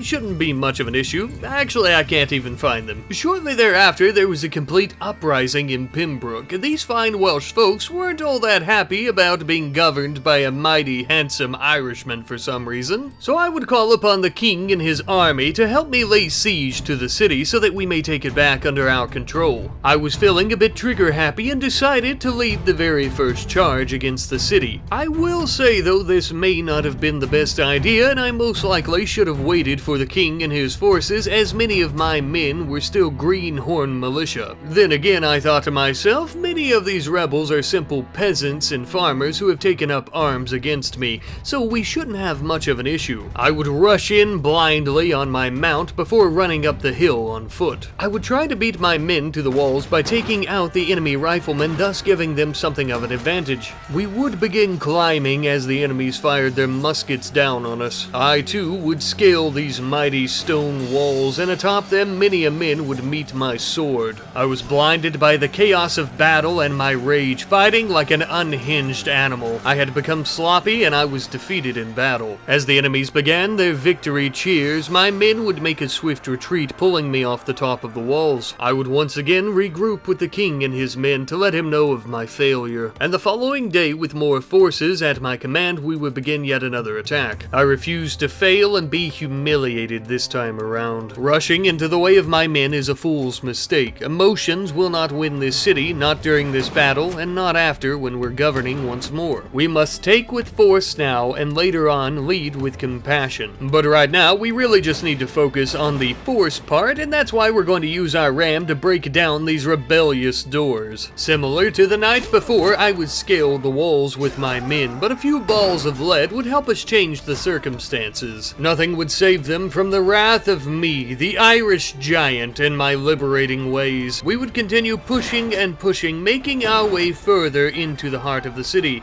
and eventually, it was ours once more. The king was quite impressed with my heroics during battle, so much so that he decided to ignore my previous blunder. Now that the city is back under our control, we would begin hunting down all of their British enablers. This was becoming quite personal for me. As a lord, I have a responsibility to this city and to all of those under its influence. And a fool like Lady Catherine here would not get in my way, especially not with this city so close to my homeland. Thankfully, the king would stay in the area, helping us control the city and the ferry point that is under the influence of the city. Keeping it under our control was often much easier said than done, as we were getting into plenty of shoreline battles with the British. This newly controlled land was a light in a very dark tunnel, and we would defend it with every last drop of blood that we had. We would take a mile but refuse to give even a singular inch. Let them sing of our ferocity on this battlefield here today throughout the ages, as many a man would meet his swift end at the end of our swords and muskets. We had won. Just on the outskirts of the city, at one point I had tracked down a small party led by a gentleman by the name of John. Judging by his head attire, I would hamper a guess that he may be related to the King William himself. That and his smugness, we'll see about that.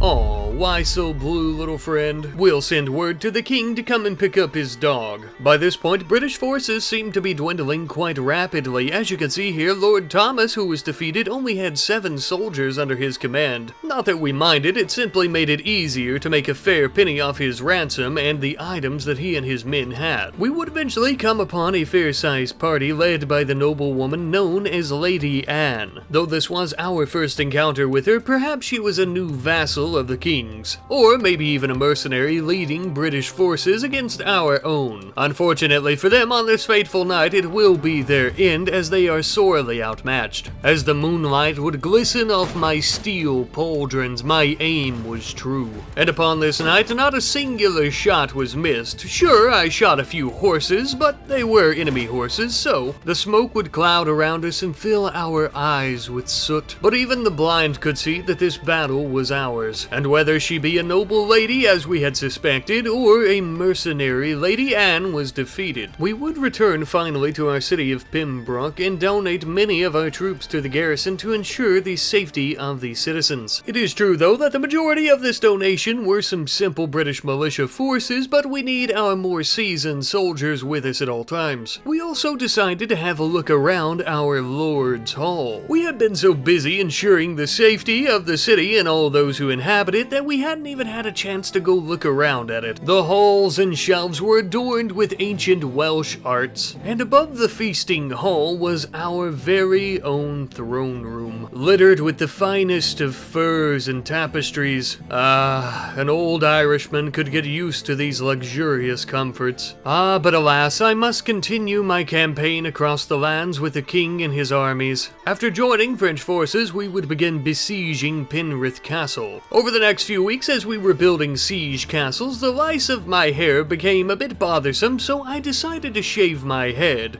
Probably not the best idea, as it was now very much winter time and extremely cold around my ears and the back of my neck. Regardless of my cold, bald head, though, I would have to lead an attack on this castle. It was very much well defended by British soldiers, but that's never stopped us before, of course. Well, maybe a time or two. We began sloshing through the deep snow, making our way towards our defenses to fire at the enemy riflemen atop the towers, of course. I had hoped that my gunfire would be so fierce that I would take the attention away from the battering ram that was just now arriving at the city gates. After breaking them down, this castle was sure to be ours. Even after entering the courtyard of the castle, we were all shoulder to shoulder. This was the perfect environment for a little bit of hands-on combat with the old sword. I would slice many a man, giving much needed support to our soldiers, but I was becoming exhausted and overwhelmed. Eventually, I would take an axe to the old helmet, which knocked me unconscious, I'm afraid.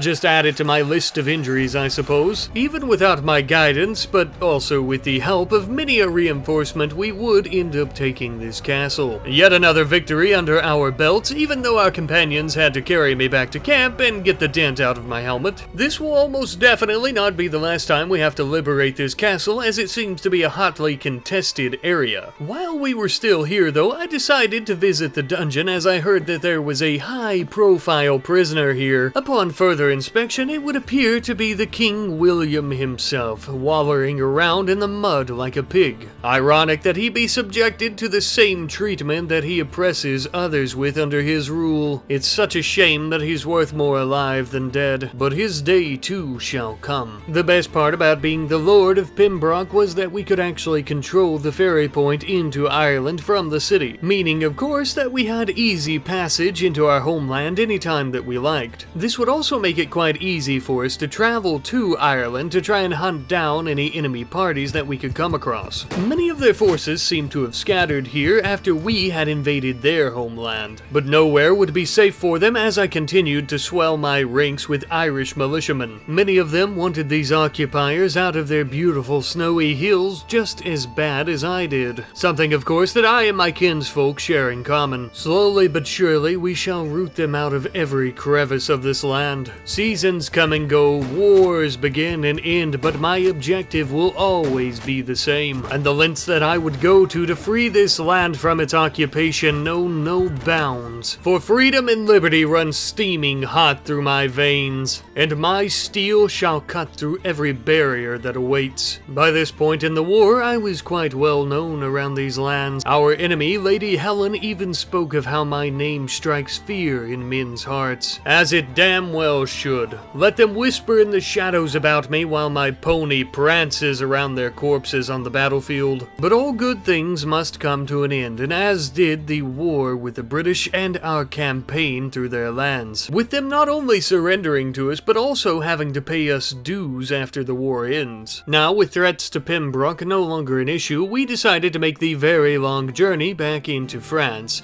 We were headed back to Paris to meet our lady love. It's also worth mentioning that during this time, my hair had grown back out by quite a bit, so hopefully this will help me swoon her off her feet. We had finally arrived in Paris, but in the Lord's Hall, we did not find our Lady Francois. We found her father, Lord Henry Francois. I would explain to him that I had began courting his daughter and I was asking for his blessing. He said that they were still looking for a suitable partner for her, but he did require a bit of an offering, as is custom. No price was too high for the love and comfort of a lifelong best friend in the form of a wife, so we would pay close to 50,000 gold. And with that, my friends, we were now going to be a married man. Until next time.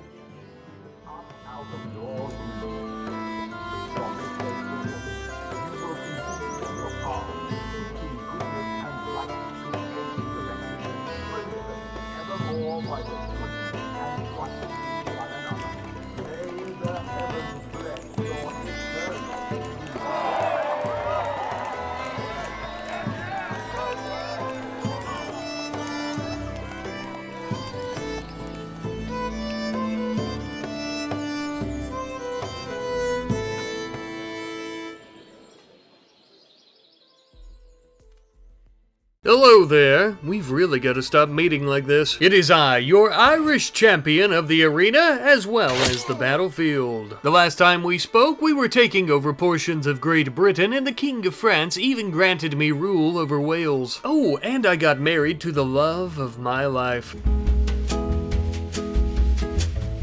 So that was pretty cool. However, she is the wife of a great warrior, and thus she needs some proper apparel, as you can see. Now that's a woman there. For our honeymoon, I decided to take her back home to my humble abode in Pembroke, where we would end up having some nice meals, and we would enjoy our favorite pastime of hunting down bandits who were bothering the fine Welsh folks of these lands.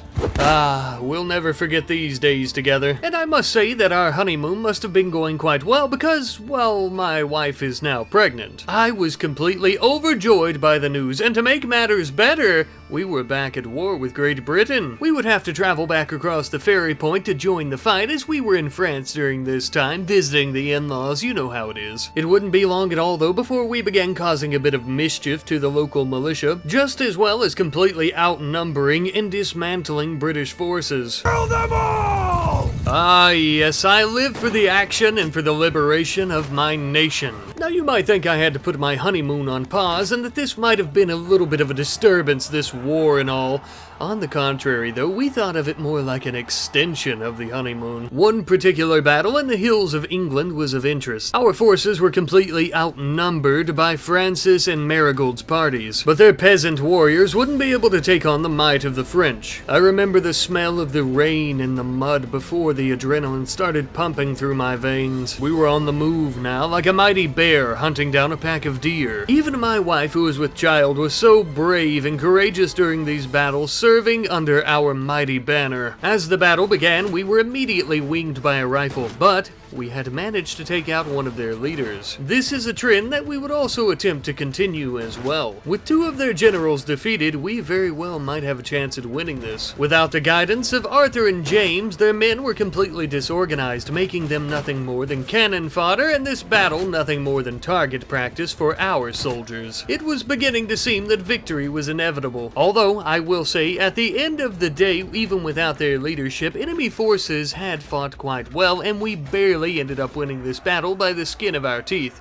But we did indeed win, thankfully. As you might imagine, my father-in-law was quite excited that we joined in on the battle there, rightfully so, because if we hadn't, he probably wouldn't be around to see the birth of his grandchildren. Speaking of which, we would assist him and Marie Anne and her army with tracking down some British forces in the area, though we did outnumber them 3-1, so it was hardly any concern. Nevertheless, any chance to impress our father-in-law as well as the King of France is one that we will take. Even if there might have been a little bit of friendly fire. He's probably fine. After that, we would split off from the army for a time and go off on our own, trying to hunt down any of the caravans of the British lords. Disrupting their supply lines would be absolutely crucial to winning this war. Now, we had traveled back to our homeland of Ireland to do this. While here, we would also encounter the remaining leaders of the Pembroke Rebellion that had happened last episode. The cocky bastard even tried rubbing it in my face as well. We'll fix his little wagon for him. Many a foolish rebel shall fall beneath their pitiful banner here today. Though the terrain won't make it easy, full of rivers and ponds, we would have to cross many a bridge. Could be quite dangerous as we have several muskets being fired at us. Nevertheless, I would charge the bridge over the mighty river without fear, firing at their soldiers first and foremost. After making my way through, I would begin charging them as well, focusing the bulk of my attention on their riflemen hiding out in the tree lines. And eventually, I would have the opportunity to take down the rebel leader himself. Now, with the rebel leaders defeated, we would take them prisoners so that we may take them back to Pembroke where they could stand trial and justice can be served. We would travel back through England where we would meet up with the party of our father-in-law who was attempting to siege Penrith Castle once more. By this point, there's been so much bloodshed over this castle, I'm not sure it's worth it, but we'll come in to assist him. It is my hope, however, that with my assistance, the assistance of my men, and the French forces that are coming towards England, we may just be able to keep this castle under French control. But first and foremost, we're going to have to scale these walls and take the damn thing once more. And God knows they're not going to make it easy on us. Chasing these scared militiamen through their little wooden walls, using my mighty sword to defeat them. Easy peasy. Taking this castle had become like child's play to me by this point. They should really just surrender and hand it over next time. There wouldn't be so much bloodshed. After liberating the castle, we would stay with the army of our in-law and try to help him protect it from anyone who may try to besiege it. And believe me when I say there was many a poor fool who would dare try. Not that we minded, this was a great bonding time with my pregnant wife, and Sven, of course. We would also rummage through and loot any British villages that we came across looking for their nobles to hunt down. During such battles, I would let my men focus on the majority of the enemies while I hunted down their leaders. Subduing them was a huge benefit to the war, but of course when we couldn't find them, we would also resort to taking out their caravans once more. Many of these caravans not only carried goods and whatnot that they would sell to local towns and thus giving the British leaders more money, but they would also carry weapons and ammo, which was a big problem for us. And thus this is why it was so important for us to confiscate it. Now, back at Pembroke, I would decide to try my hand at a bit of smithing. I had a bit of a harebrained idea that if I could become a really good smith, maybe I could supply our own troops with their very own weapons from iron, silver, and other materials that we looted from the enemies, but I wasn't very good at it, as you can see. Only able to create a dull sword worth about 110 gold, but we'll keep practicing. However, at one point we would have to rush back to the city to stay for a while because my baby boy was finally born. My first true love in life, known as Bobby, which was a foolish name, so we were going to change it to Irish Jr., second of his name. Now, as you might imagine, with the birth of my son, I wanted to take some time to stay with my family, and of course my wife needed some time to recuperate before she went back on the war trail with me. This would also give me ample opportunity to organize and plan with my men, as well as take care of a few political issues from my lord's hall with the city, of course. But it wouldn't be long before we were back at it once more, hunting down British lords and leaders. Not to worry though, we hadn't brought our newborn with us, he was back at the city, he'll be fine. Eventually though, a few weeks later, we would come upon King Louis himself, who was doing the impossible. He was about to besiege London, the most well-equipped and well-defended city on this entire isle. It was basically a suicide mission, but by God, we weren't going to let him do it alone. It was also during this time that my wife became pregnant with child once more. Now I know what you're thinking, that's awful soon, but let me remind you it is the 1700s, and also the siege camp gets quite boring. But after a few more days of preparation, we were finally ready to attack. Winter was already upon us, and the icy, frozen cold had already set in long ago. The Brits had dug in deep into the city. The frozen night winds would play a somber song in our ears. Many a man shall meet his unjust end here tonight at this place. The body piles shall be stacked quite high, and tomorrow the undertaker shall earn his keep. So it begins. We would have to hit them full force right out the gate if we ever had any hope of taking this blasted city. As the army approached, the only thing between me and the enemy riflemen firing down upon me were these thin wooden barricades. But there were many a time they saved my life and even gave me the upper hand against those atop the walls. Finally, the army had arrived, pushing in the siege tower and the battering ram to knock down the city gates. As the men gathered in a large group under the moonlight trying to climb into the siege tower, I would begin offering cover fire against the enemy riflemen. But eventually, my wife and I would attempt to give reinforcements to those men atop the city walls. For every good general would die for his men, and on this night we would die 100 times over for hours if need be. After climbing to the top, at first things were going quite well, but then they began to look a bit more grim as the enemy reinforcements would arrive. My wife would take the western flank as I would take the east in an attempt to defend our men as they continued their glorious rampage. However, with time, slowly but surely, the odds were stacked further and further away from my favor. Eventually, I would fall, but my men would continue. As they would continue pushing, trying to break through the enemy lines into the city, there was word and rumor that my father-in-law's army had come to reinforce us. With their arrival, the Brits would continue a retreat into the city, trying to dig in deeper and deeper. They would eventually make it into the inner parts of the city, into the keep where they would hide, but the outskirts were already captured, and we had indeed taken London under control of the French.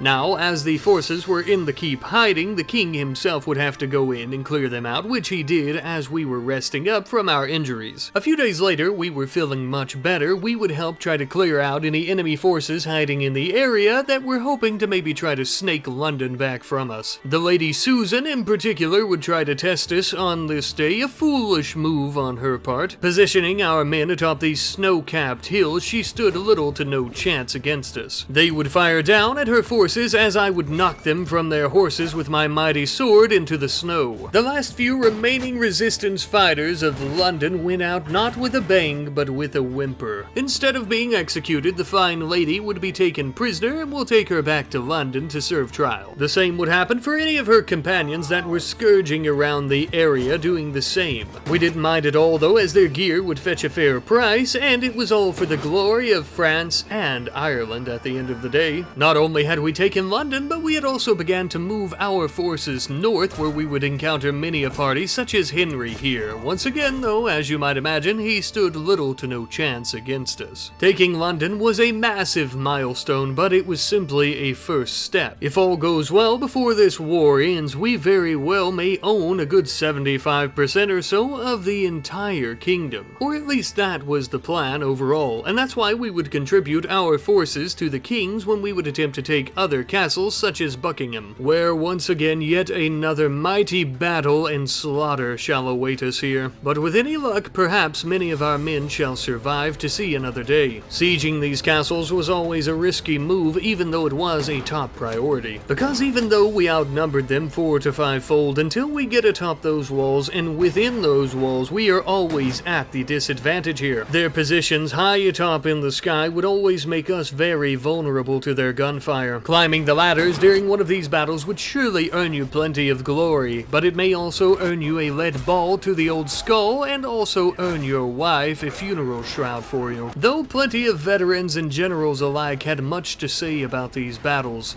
as did the grieving widows of these men. Many of these men were ecstatic to have survived the battle and to have taken this castle for their king and their country, but they were also devastated for the loss of their comrades. I tell you, my friends, for every single castle, city, and village that was bought through violence, the payment for each was a sea of blood. By this point in the war, we had taken a vast majority of the Kingdom of Great Britain, but we would continue pushing forward even as their forces dwindled. The war may end for France and the king may take whatever provinces, cities, and castles that he wants, but my job isn't done until I free my homeland. And no one would stand in my way. We will take Ireland back, even if it does fly under French colors, but that is a bridge that we'll have to cross when we get to it. Make no mistake, my friends, I don't want a French Ireland, I want an independent Ireland, liberated and free in all her glory. For now though, we'll need to continue playing our role as the king's ally, which at this moment will also include liberating London from its rebels who have taken back over. This was sure to happen as it is their capital city after all. Funny enough, my second son was born in the same area he was conceived in, a siege camp just outside the city of London. And for whatever strange reason, my wife continued trying to name our children Bobby, but I preferred the name Henry, which will be taken after his grandfather. A noble name from a noble man, one that will also get me a few brownie points with the old in-laws. After a few more days of preparation, we were finally ready to siege London once more. Not that I minded, but funny enough, I hadn't expected to be back here doing the exact same thing so soon. At least this time around it was during summer. Sure, it was quite a bit muddier and rainier, but at least we wouldn't have to fend off frostbite. We will, however, be fending off hordes upon hordes of rebels though. It should be noted, however, that these rebels were much more clever than the previous garrison that was at this city 6 months ago when we liberated it and/or conquered it. It would seem that they've become quite clever with their tactics, and they've learned from the previous battle how to take us on, even destroying one of our siege towers. Our only hope of infiltrating the city would be a couple of ladders and, most importantly, our battering ram. As we were slamming the mighty city walls, I would do everything in my power to try and ensure that my men were not meeting an unfortunate fate. We would eventually break through the gates and through the rebel lines, making our way into the city square. We were having much success, and at first there were very little defenders within the city,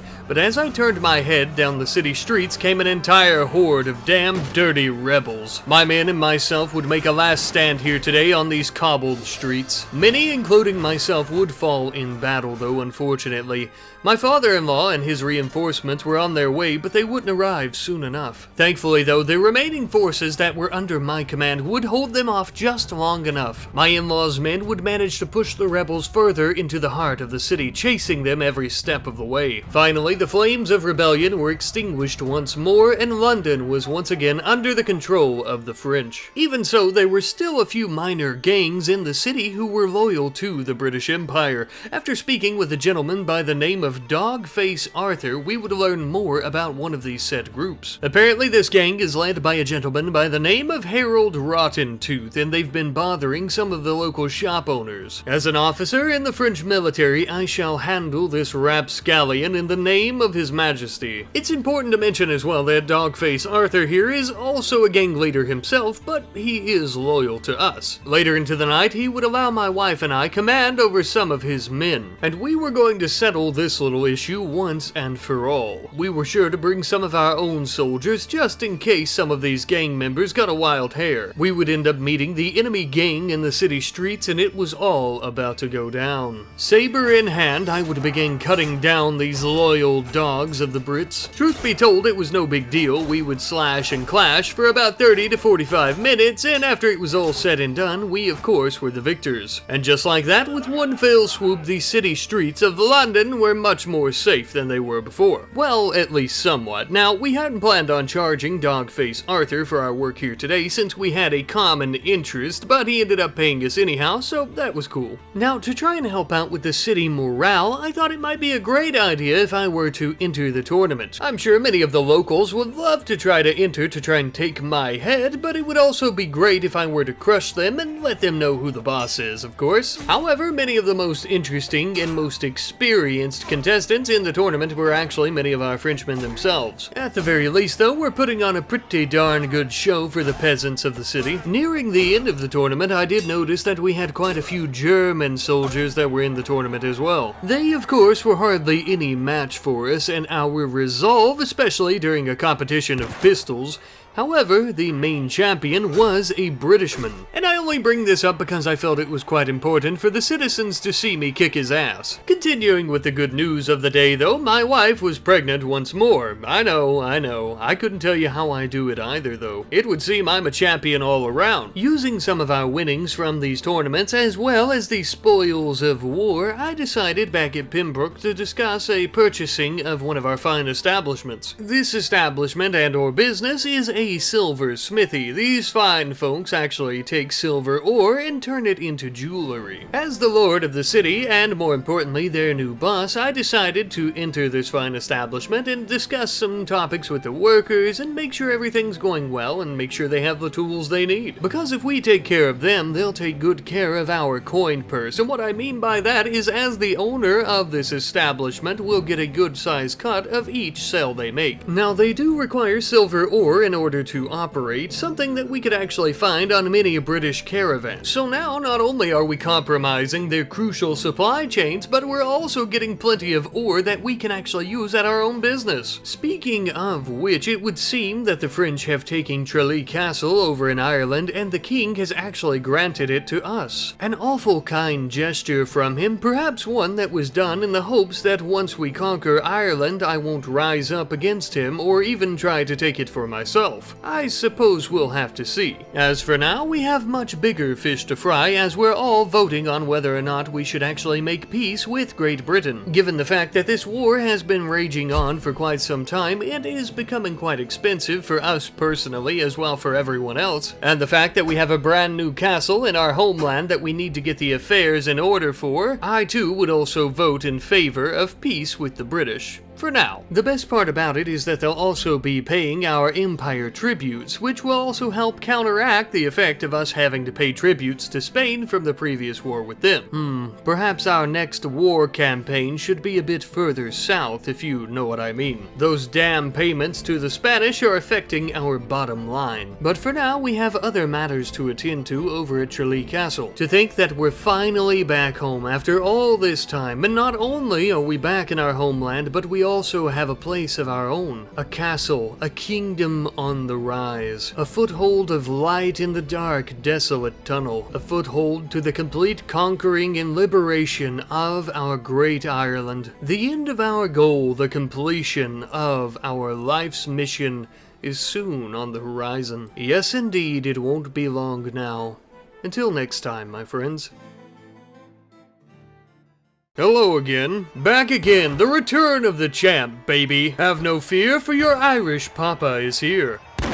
Today, to begin, since we're not at war with anyone, I thought we may begin with some tournaments here in Ireland. Winning tournaments here should also help us win over the hearts and minds of the people. After winning several rounds, we found ourselves in a duel with a British hussar, which we easily won. There were hardly any tournaments in Ireland at the time, so we decided to travel back to Pembroke and check in on the city. While here, though, we also decided to speak with the dock master and go about purchasing a few dinghies for our men and for our army. Now, with our very own fleet of ships, albeit quite small, we would be able to travel the 7 seas. And though, yes, I do have some more adventurous plans for us this episode, for now we're going to be traveling back to France, where we would invest our time in some more tournaments. There were a few reasons as to why we were doing this. One, because doing this would get us plenty of renown and thus would eventually increase our party size and our clan tier, but also because we needed to make some money while we're moving like this. As we continued our national tour of tournament victories, we would also begin moving a bit further south. All the while, we were sure to perform our protective and policing duties to the nation and her fine people as well. Not that we really minded, as it brought us great joy anyhow. As mentioned though, we were headed south, so far south indeed that we were going to be back on the African continent once more to see her beautiful lands and beautiful people. My wife was tickled plum pink about the entire expedition. She had never been any farther south than Spain before, and that was when she was just a wee little lass. Ah yes, it's been far too long, like seeing an old friend after a while. I see the local bandits are still running rampant around these parts. Perhaps we could help out the local law enforcement a bit, eh?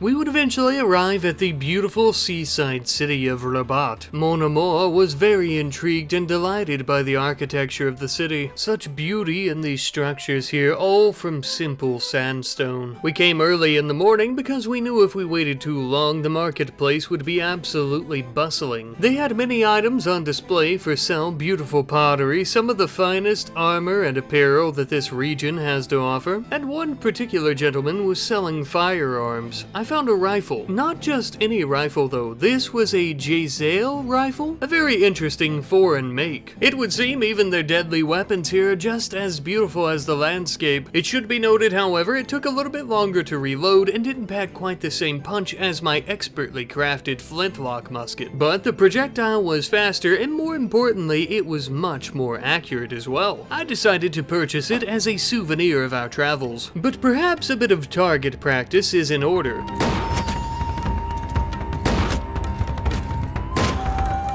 Yes, indeed, I think that'll do nicely. We would eventually arrive at the beautiful city of Marrakesh, and it would seem that they are indeed holding a tournament here as well, a perfect opportunity to earn more glory and riches. We had been faring so well in so many of these tournaments, the locals had begun to refer to me as the Sand Devil. Many a desert bandit would tremble in fear at my new moniker, and for good reason. After encountering many of these bandits, eventually we would rescue several kidnapped Moroccan peasants. These peasants and militiamen alike would tell us of a nearby desert bandit hideout. Hopefully, with its eradication, it'll put quite a damper on the crime in the area. Under the cover of night, my men and those Moroccan peasants who sought revenge against the bandits for kidnapping them would infiltrate the camp. We decided to take a bit of a stealthier approach, taking out our enemies from afar. No doubt, though, they would be able to hear our rifles going off. We eventually came upon a shallow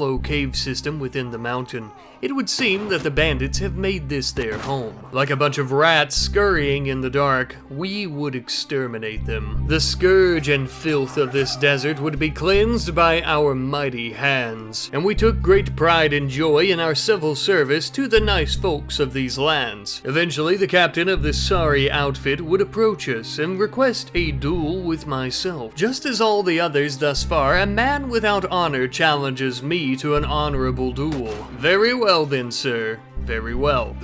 put down like the dog that he was. The question now, what do we do with all his men? Besides, murderers and thieves deserve a special kind of treatment. Instead of executing them, I decided to take them prisoners so that I may take them back to a nearby city so that they could face proper justice. As a foreigner of these lands, it wouldn't be right of me to deprive the fine Moroccan peasants of their justice. We received a good bit of bounty money for the bandits' heads, and I would actually put it back into the local economy by hiring many militiamen to come with me on my journey. We would begin traveling out east as we had heard of many much larger organizations and gangs. We had spotted a massive gathering of bandits in a party that the size of which would rival even our own. Unlike the fine folks of our party though, these bloodthirsty criminals were not nearly as well equipped, nor did they have the endless seasons of combat experience of our Frenchmen, which made it more than easy for us to cut them down in their prime like a dead willow tree, with so many branches to prune before we would rip out the stump itself. And with this victory, these lands were sure to be much safer without an army of bandits roaming the dunes. As we continued moving further east, we would ensure to help reduce the unemployment rate by hiring some infantry. It had been so long since we had traveled this far east on the continent that we had almost forgotten how difficult it can be to navigate. We had eventually finally returned to the city of Laguat.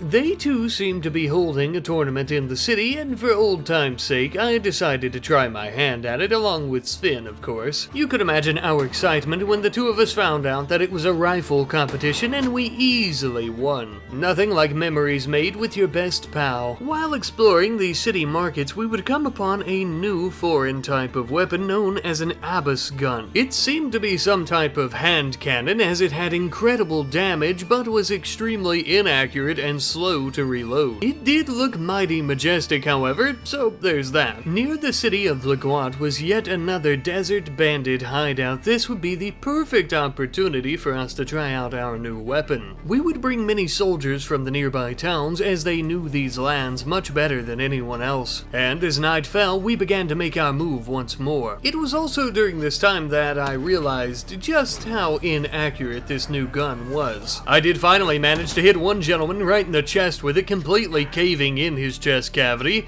It would seem this weapon is best used at point-blank range. Fine by me, as I had no problem getting up close and personal, but the reload for the weapon was a bit of a bitch, I must say. Nevertheless, we would continue moving forward. These bandits, just as the previous hideout, seemed to have some type of cave system for their base. I found that my two-handed greatsword given to me by the King of France himself was of particular usefulness in here. And then once more the captain and some of his men that remained and weren't killed by us already came out, and of course he challenged me to a duel, which I accepted. I realize challenging me to these duels is an act of desperation, but when will they learn? We would continue our glorious campaign across the continent of Africa, killing bandits and looters alike. I had hoped to make my way towards Egypt as I had heard great tales of the cities there, but something ended up coming up. It would seem that the British have declared war on France, something that I was not expecting given the circumstances. We began making our way towards Spain so that we could try to head back towards France, all the while pondering if this was a mistake to come to Africa and make a campaign across the continent at all. But could you blame me? We couldn't have expected them to rise against us so soon given the devastation they faced in the last war. Regardless of rhyme or reason though, we were indeed at war again. As we traveled through France, we would begin recruiting as many soldiers as possible for the cause. As we traveled back to England, I noticed they had already taken Pembroke from my control. My party was much too small to take the city back on my own. I would need help. My only choice was to travel to Ireland to try and meet up with the King of France's army. They were just outside the city of Waterford and were about to begin a siege. The prospect of taking back Pembroke from the British was desirable, but liberating an Irish city itself and possibly becoming the Lord, even more so. The snowfall was quite heavy, but as were the defenses and fortifications of our enemies. I hadn't been to Waterford since I was a young lad, but I do remember my father telling me that this city was an absolute behemoth in terms of its defenses. this will not be easy. Even with us having twice as many troops as the enemy, this was not going to be a walk in the park.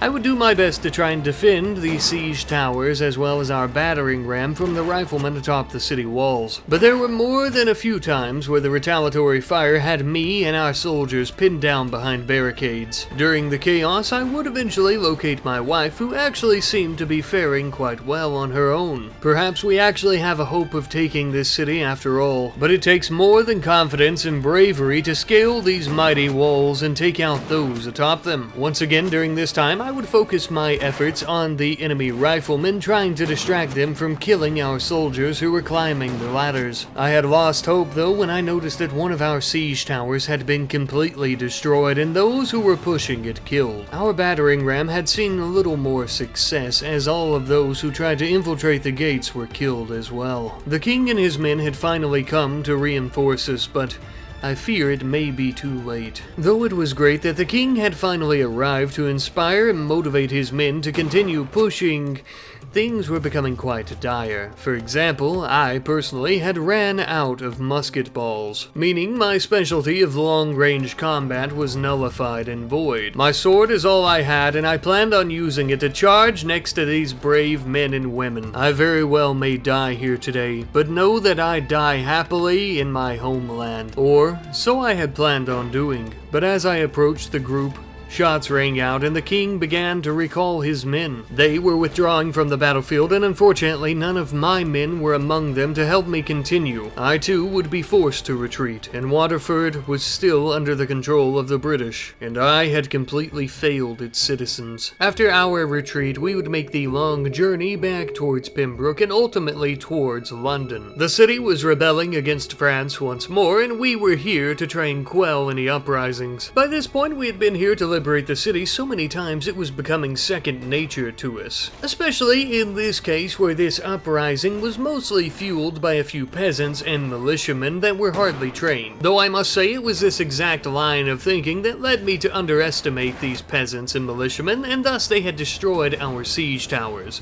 Luckily though, our battering ram had made it to the city gates. It was quite easy to tear through the gates, as these poor fools had hardly cobbled together any barricades. I will give them credit though, as it was quite hard for us to find our footing. They were funneling us right through the doorway. Clever tactics are useful, but in a case like this, I find that brute force works best to make your way through them. The crowd began to disperse and/or hit the ground as our muskets went off, and we began planting some axes and swords inside their skulls for them. Now, the king and his men were on their way, so I decided to move up top and try to take out the artillery that would be firing down upon their soldiers. 4 greenhorn gentlemen against me with my mighty sword. As you might imagine, the 4 of them didn't stand even a fraction of a chance. And yet, here we have it, another liberation of London under our belts. It wasn't Waterford, but at the very least, they wouldn't be subjugated to English rule anymore and would be subjugated to French rule. Not really much I could do about that, though. Besides, the city is a great staging point for any future invasions on the island. Speaking of which, we would stick with the king and his army and move towards Penrith Castle, our father-in-law's domain, as it was currently under invasion of British forces and we were here to try and assist them. Unfortunately, however, after this great battle, the Kingdom of Spain would also declare war on us, meaning that France is now fighting a war to the north and to the south. My issue with the situation is this is most likely going to persuade the king to try and make peace with Great Britain. So we'll have to try and do everything in our power to take back as much as we can before that happens. During our travels, we passed by Pembroke once more, and I noticed that it was in complete rebellion against the British, which was good for us because the more enemies that they have, the longer we can keep our war with them going. But I only pray that they may be able to keep their sovereignty. The people of that city are good Welsh folks. In even better news, my 3rd son was born, and my wife had finally gave him a proper name that wasn't Bobby. He was going to be named Connor, and you know what? This time I like like it. The birth of my third-born son would be celebrated immensely with the devastation of several a British army. Unfortunately for her, the Lady Sarah would be the first of many to encounter my swift wrath. For a time, we would also patrol the nearby cities and towns around London itself. It would be up to us and a few others to ensure its protection, as the king had traveled back to France to make war with the Spanish. Originally, during this war's beginning, we had lost many of our territories, but we had taken many of them back as well, and we were even beginning to take some new, such as Broughton Castle itself. Those poor English fools had made this entire castle out of kiln wood. Perhaps if scaling the walls doesn't work, we could start a great big fire. Then again, I suppose if we did that, we wouldn't be able to take it for our own now, would we? Such a shame. Nevertheless, our victory here today at taking the castle would promote our clan from a tier 3 clan to a tier 4 clan, further expanding our party size limit. But I will say I was none too impressed, as we had only got an increase of maybe 24 to 25 in the party size, and so I've decided to add the unlimited party size mod. Some of you may disagree with this, and if you do, I apologize, but allow me to explain as to why. I feel that this is fair because we are well known throughout Africa and Europe, and I'm sure out towards the east they're well aware of who we are as well. And with such a great big reputation as well as so many victories under our belt, it only seems fitting that anyone would be willing to join us, of course, and we would have the know-how on governing such a large body of troops. Now, I had planned on amassing a very large army, as much as we could afford at the very least, but Sven has been under our governing for so long, I thought that it was only fair that we give him his very own party to command. Besides, with the king back in France, we could use all the help that we could get here. We would need to be quick though, as it seems that peace talks are currently in the works, and King Louis is all too eager to end this war. We would amass an army of 224 men strong, mostly comprised of militia nevertheless, but we had come a liberating force here to take back Tralee Castle, the first siege that we would oversee all on our own.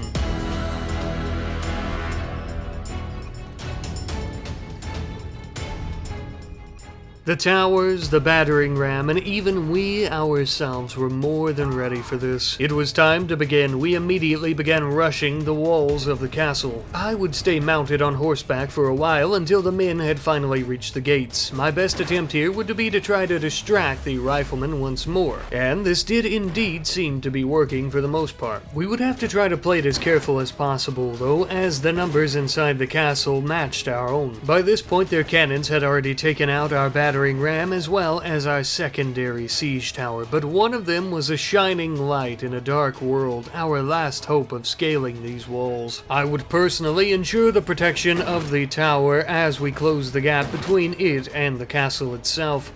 However, I am afraid it was on its last legs, and before we even had a chance to utilize it, it was crumbling before us. Damn, the situation was becoming more and more grim by the moment. Our only chance now of winning this battle would be to tear down this gate with our axes and swords. Me and my men would begin working on this. Nothing was going to stand in our way, especially not some flimsy wooden doors. We broke through and continued pushing our mighty advance forward, slowly hacking and slashing our way through wooden gates and people alike to make it into the courtyard of this damned castle. We would spill as much blood as we had to conquer it. As my men took over the courtyard, I and I alone would scale the walls and begin taking on every single defending British soldier that I came across. With sword, pistol, and rifle in hand, I would fight my way up every single level. Now that I've sunk my fangs in deep into this place, there was no one alive who could strip it from me. All of those who stood in my way were trampled with the might of 1,000 horses. The bravery of these artillerymen was indeed admirable, but I would only reward it with a trip to the afterlife. I'm sure the Creator will be impressed with your resolve, soldiers, but I am not. This battle was finally over.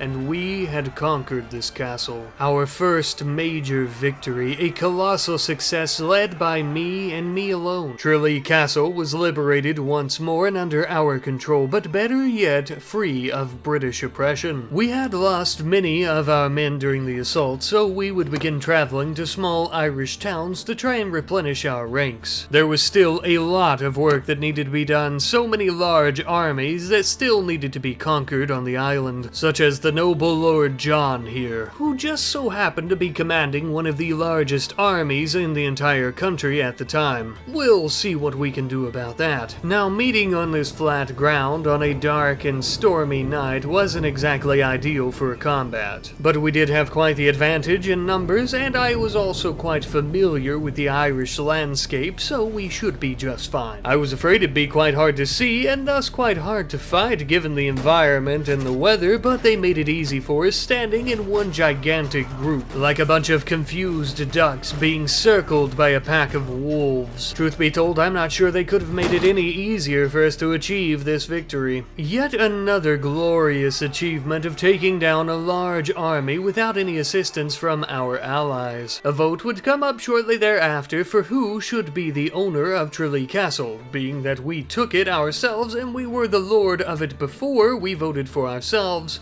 but the king did not give it to us. A spiteful move on his behalf. Perhaps our independence from France is something that's needed on the horizon. That is, of course, an option that we'll need to consider for the future. As for now, though, we'll continue our crusade across Ireland, freeing it as much as possible. At some point, I had some much larger ambitions, and I had hoped to end this episode with a gigantic army of ours taking over an Irish city and/or liberating it, of course.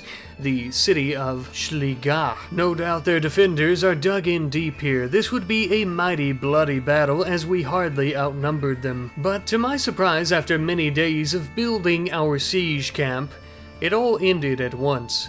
France had signed peace with Great Britain. Damn that Louis, once again ruining my plans. But now that the peace treaty had been signed, there was nothing we could do. We would head to Tralee Castle to donate many of our army to the garrison there, ensuring the safety of the citizens within in the case of another war, which is sure to come. With the war finally over, I felt it would be best for us to return to our governed settlements here at Powys Castle. Besides, we had missed the sights of their friendly faces here, as well as a proper bed to sleep in that wasn't on the campaign trail. We had much work to do here as well, such as inspecting the gear of our soldiers to ensure that it is up to par, as well as discussing their defensive and training techniques. But as we took a walk to the Lord's Hall, we began to ponder about what we should do. In specific, what we should do about our vassalship to France. It was becoming clear to me that the king's interest and our own were beginning to clash. Yes, indeed, we have some big decisions to make. Perhaps you fine folks could provide some suggestions for me, such as what we should do once we have a tier 5 clan and we're able to create our own kingdom and country. But until then, I'll see you next time. Hello once more, how's it hanging? It is I, the one true Irish patriot in all the lands. Back in action, baby, ready to rock some socks. Today, my friends, we're beginning by making the long journey all the way back to France and heading a bit further south. As I'm sure you may remember from the end of last episode, we are now at war with Spain and we had made peace with Great Britain, and thus meaning if we don't make peace with Spain soon, we can't go back to war with Great Britain.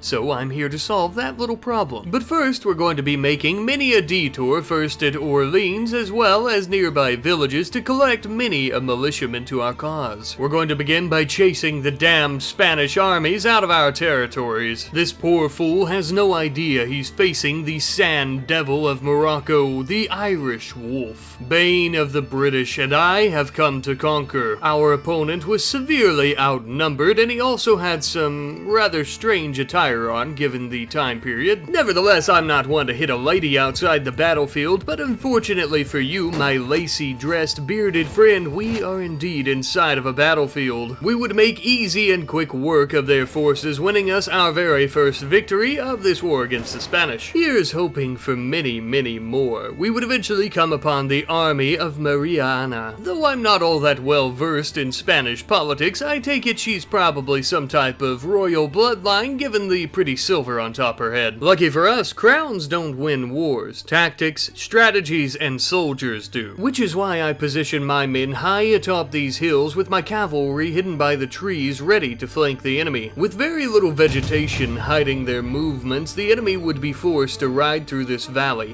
Speak of the poor dumb little devils, here they come now. Though we do have the advantage, we'll need to play this as carefully as we can to avoid as many casualties as we can. Even so though, I would be sure to ride alongside with my mounted men and help them clean out these hills. Thanks to our strength as well as our geographical advantage, we had won the day. As you might imagine, we were all very ecstatic about this as well. Something even more exciting is the fact that Mariana hadn't died during the battle and we would be able to take her prisoner. For transparency's sake though, I should mention that even though I had a big talk about not taking many casualties, I was a bit reckless during the battle and many of our men were injured and or killed. We were riding for Masai though, where we could make a pretty penny off our prisoners and recruit more soldiers to our cause, only further helping us push the Spanish out of our lands. Ah yes, yet another fancy pants.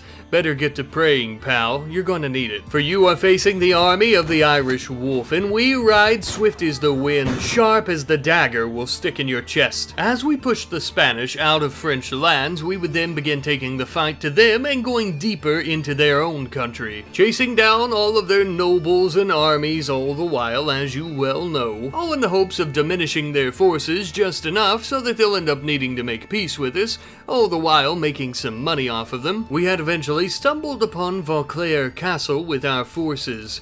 They didn't seem to have all that many defenders, and taking one of their castles could be the key to ending this war. We would set up a siege camp, and over the course of many days we would prepare our assault. However, they were able to destroy our cannons every time we had built them, so we would have to go in without them, which means we're going to be relying solely on manpower, siege towers, and a battering ram for this one. Not exactly ideal circumstances given what awaits us atop those stone walls. I would need to try to ride in on horseback to draw the fire of their cannons and their riflemen, but I would also have to be quick enough not to lose my head while doing so. Eventually, as I was providing cover fire to the men, they managed to get the battering ram up against the castle gates. The corridor was an incredibly tight space filled with blood, corpses, and many a pissed off Spanish defender. At a certain point though, as we were trying to take this corridor, it eventually devolved into a firing match, a shootout of sorts. And I knew one thing for certain: whether I make it out of this battle alive or dead, the flint of my pistol will surely be worn down, claiming many a man's soul before it finally whittled to nothing. We had eventually taken the corridor, but we were running low on ammunition and even manpower itself. I would be forced to resort to my two-handed sword, using it to cut the enemies down to size, but as I entered a tower, I was shot down in my prime. Without my guidance and our numbers completely whittled down to nothing at all, my men would be forced to try and pull me out of the tower and retreat. We had managed to whittle down the numbers of the defenders as well, but we were in no shape to try and take the castle anytime soon. We would retreat back to Orleans, where we would have a chance to heal ourselves and better regroup and organize. And besides, it was my oldest son's second birthday. It's truly the little things in life that make you grateful for those that you have. And not dying due to a gunshot wound in that tower before my son's birthday?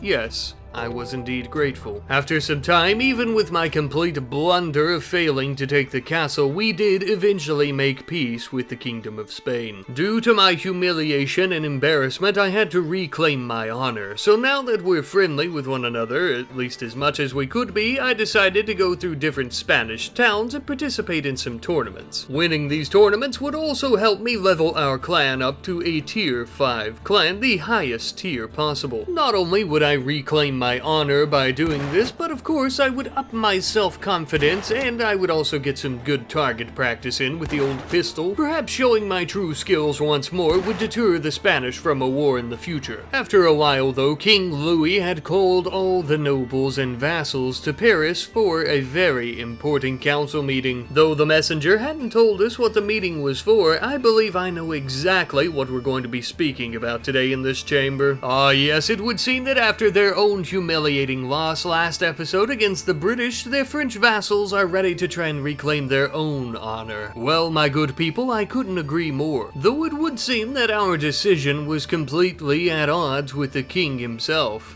Oh well, we were personally dispatched by King Louis to London. There was fear of an attack and or a rebel uprising as well. So to help quell public outcry, we would hold many festivals and tournaments, and of course I won. And until the king himself arrived, I would be temporarily governing this city. Ah yes, an Irishman sitting atop the throne in London. Something I had dreamed about ever since I was a boy. I suppose a young lad's daydreams can become reality. Eventually, the king and his men would arrive, and it was time for me to swell my ranks again. With French forces finally in Great Britain ready to back us up, we could go out chasing down the British armies. And more importantly, chasing them into, and better yet, out of Ireland. Now, on occasion, we were being chased ourselves by much larger armies, such as Lady Kimberly here, but we wouldn't let that deter us from exterminating the oppressors from our lands. Through snow or hail, rain or shine, we will take back our country one piece at a time. Besides, taking down and imprisoning British vassals would help us with funding a much larger army to continue our conquering. I prefer to see it as a liberation and or revolution. I was simply a lone liberator atop his horse, firing off many a shot, slicing many a man down to size. All for the love of my nation, from its highest hilltops to its lowest valleys. I spill these gallons of blood with patriotism in my eyes and heart. On occasion, we would even be lucky enough to save our Irish peasant compadres from being imprisoned. These poor men, forced to fight alongside those that they despise. They could now join our ranks with many a militiaman who we would hire as well as mercenary. We don't exactly discriminate when it comes to finding folks who want to help us kill. As long as they would charge into battle under my banner, that was fine by me. This particular battle would be known as the Fight for Shrub Forest, as the locals called it at least. Quite chaotic and tragic for both sides, but mainly for our enemies. Many a man died by musket and saber, but there were plenty who were actually trampled by our horses. A gruesome sight indeed. But my biggest achievement was yet to happen. I'd be picking up where I left off with the fortification of Sligo. The war had ended last episode just before we could take this fine castle. Now that I have the support of the other vassals, the king in his peace treaty shall not stop me. We would be sure to focus heavily on our artillery and our cannons out front of the castle, and in doing so we would even manage to crack one of the stone walls wide open. Their walls and even the morale of their men were beginning to fall into shambles before we even stepped foot inside the castle. Soon these frozen grounds shall have a new master. By birthright, these lands and this castle belong to me and my people, and along with our soldiers and cannons, we shall take it back. Riding and running through the thick snow, we would approach the castle and begin taking aim and firing at many of the guards. I would perform my usual stunt of laying down heavy gunfire to try and distract them from the others, especially as we approached the major gap between the stone walls that we had made with our cannons. But it was still quite difficult, as on the other side awaited an entire army of soldiers. We would have to dig in deep and not allow our enemies to push us back even a single inch. Of course, this was much easier said than done, but we would do our very best. And in the end, the resolve, fortitude, and courage of our men would end up winning us this snowy day. The castle had been completely liberated, and though we lost many a good man on this day, day. It is now free from tyranny and oppression. Be it that the majority of the populace here were Irish folk, we would show them mercy, of course. Little by little, we are taking our country back. Schliege Castle is yet another foothold in a very dark abyss, but we shall continue to light the way. The council would vote on the owner of this new castle, and I would end up winning with the support of the other vassals. Finally, some true justice has been served. My wife and I decided to inspect the grounds of the castle as well as the garrison. Finally, I could show her just how beautiful my homeland is under a friendly settlement without all the fighting. We would view some of the beautiful local cultural artwork in the town square, as well as the gorgeous keep of the castle with our banner flying high with a beautiful wooden spiral staircase going all the way to the top.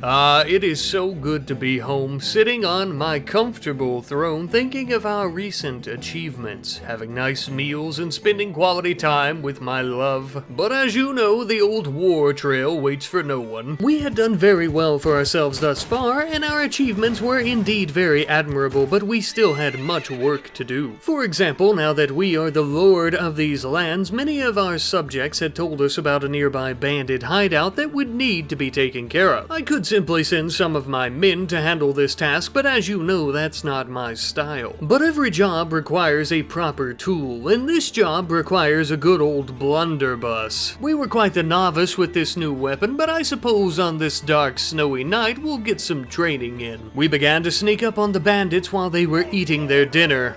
Sorry, old chap, no lamb chops for you. I almost felt sorry for the poor bastards as we were shoving rocks and glass and everything in between into this shotgun. But then again, you know what they say, when you break the law, you pay the price. The bandit leader would approach me with a wooden shield, a sword, and woodland attire, looking for a duel, to which, of course, I accepted. But only because he was a fellow Irishman, even if he was one of low honor. However, I would also treat him as such. Easily put down like the rabid mongrel he was. After this, I would spend a time chasing down and defeating the enemies that are nearby our lands, of course, as well as going city to city, town to town, village to village in order to swell my ranks even further so. For it would seem that the British have taken back Pembroke from its rebel uprising. For I've come to realize, my friends, that the freedom of the fine people in the city can only be guaranteed by myself, and thus I would begin sieging the city, although I don't think it'll be all that hard to take, as there's only about 30 or so men waiting in the militia here. Even given the circumstances on this rainy, muggy day, it does feel good to be home, and even better so to take back our home. I had hoped to leave the independence of this city up to its residents, but it would seem that they need some assistance with that. And though my mission is to take back Ireland, I have grown so fond of these fine folks. Even given how weak the enemy militia is here, it would be a foolish move to underestimate them. But even with that being said, I would focus damn near all of my attention on the artillerymen, as they were basically the only concern we really had. As you can see here, I sat quietly atop my mount as our men began bringing up the battering ram, as well as our left siege tower. There was really no risk of getting shot at, as most of our enemies were hiding within the city walls, waiting on us to come in, and with my massive army, I would begin scaling these walls, and I would be lying to you if I said I even found an enemy within, as they had taken care of them very quickly, and it would seem that the city was now ours once more. Well, not under our personal control, of course, but simply under the control of the French. However, we would change that when we took a vote on the owner of the city, and I ended up winning, thank God. I only say this because I fear the other French vassals wouldn't be near as kind to the fine folks here. Either way, the city is under our control and governance once more, and thus I would take most of my army and provide to the city as its defending force. The conquering of the city once more would end up helping us get to a clan tier of 5, which I think earlier on in the video I said that 5 was the highest tier, and I'm a silly Billy and I was completely wrong, so I would like to apologize. I had also previously said that after we get to a clan tier of 5, we can actually create our own nation, the nation of Ireland, but I've seen online that I could actually do that at a clan tier of 4, war, but either way, we needed more territory before we decided to do anything like that anyhow. Either way though, now that we have rescued the city once more from oppression, we would actually dine with the fine residents in the tavern that evening. We would eat some very delightful wild game stew as well as some delicious ale around the table with the rebel leaders as we discuss the future of the city. Now, because we're going to be continuing on the war path in Ireland, we would end up dedicating Nicholas of the Hills as the governor of this city. He'll be working with local leaders to ensure their prosperity furthermore, as well as ensuring that the other French vassals don't try to take it out from under us, as they have conquered most of England by this point and have begun making their way towards Scotland. With our help, King Louis has been able to place the British firmly under his boot.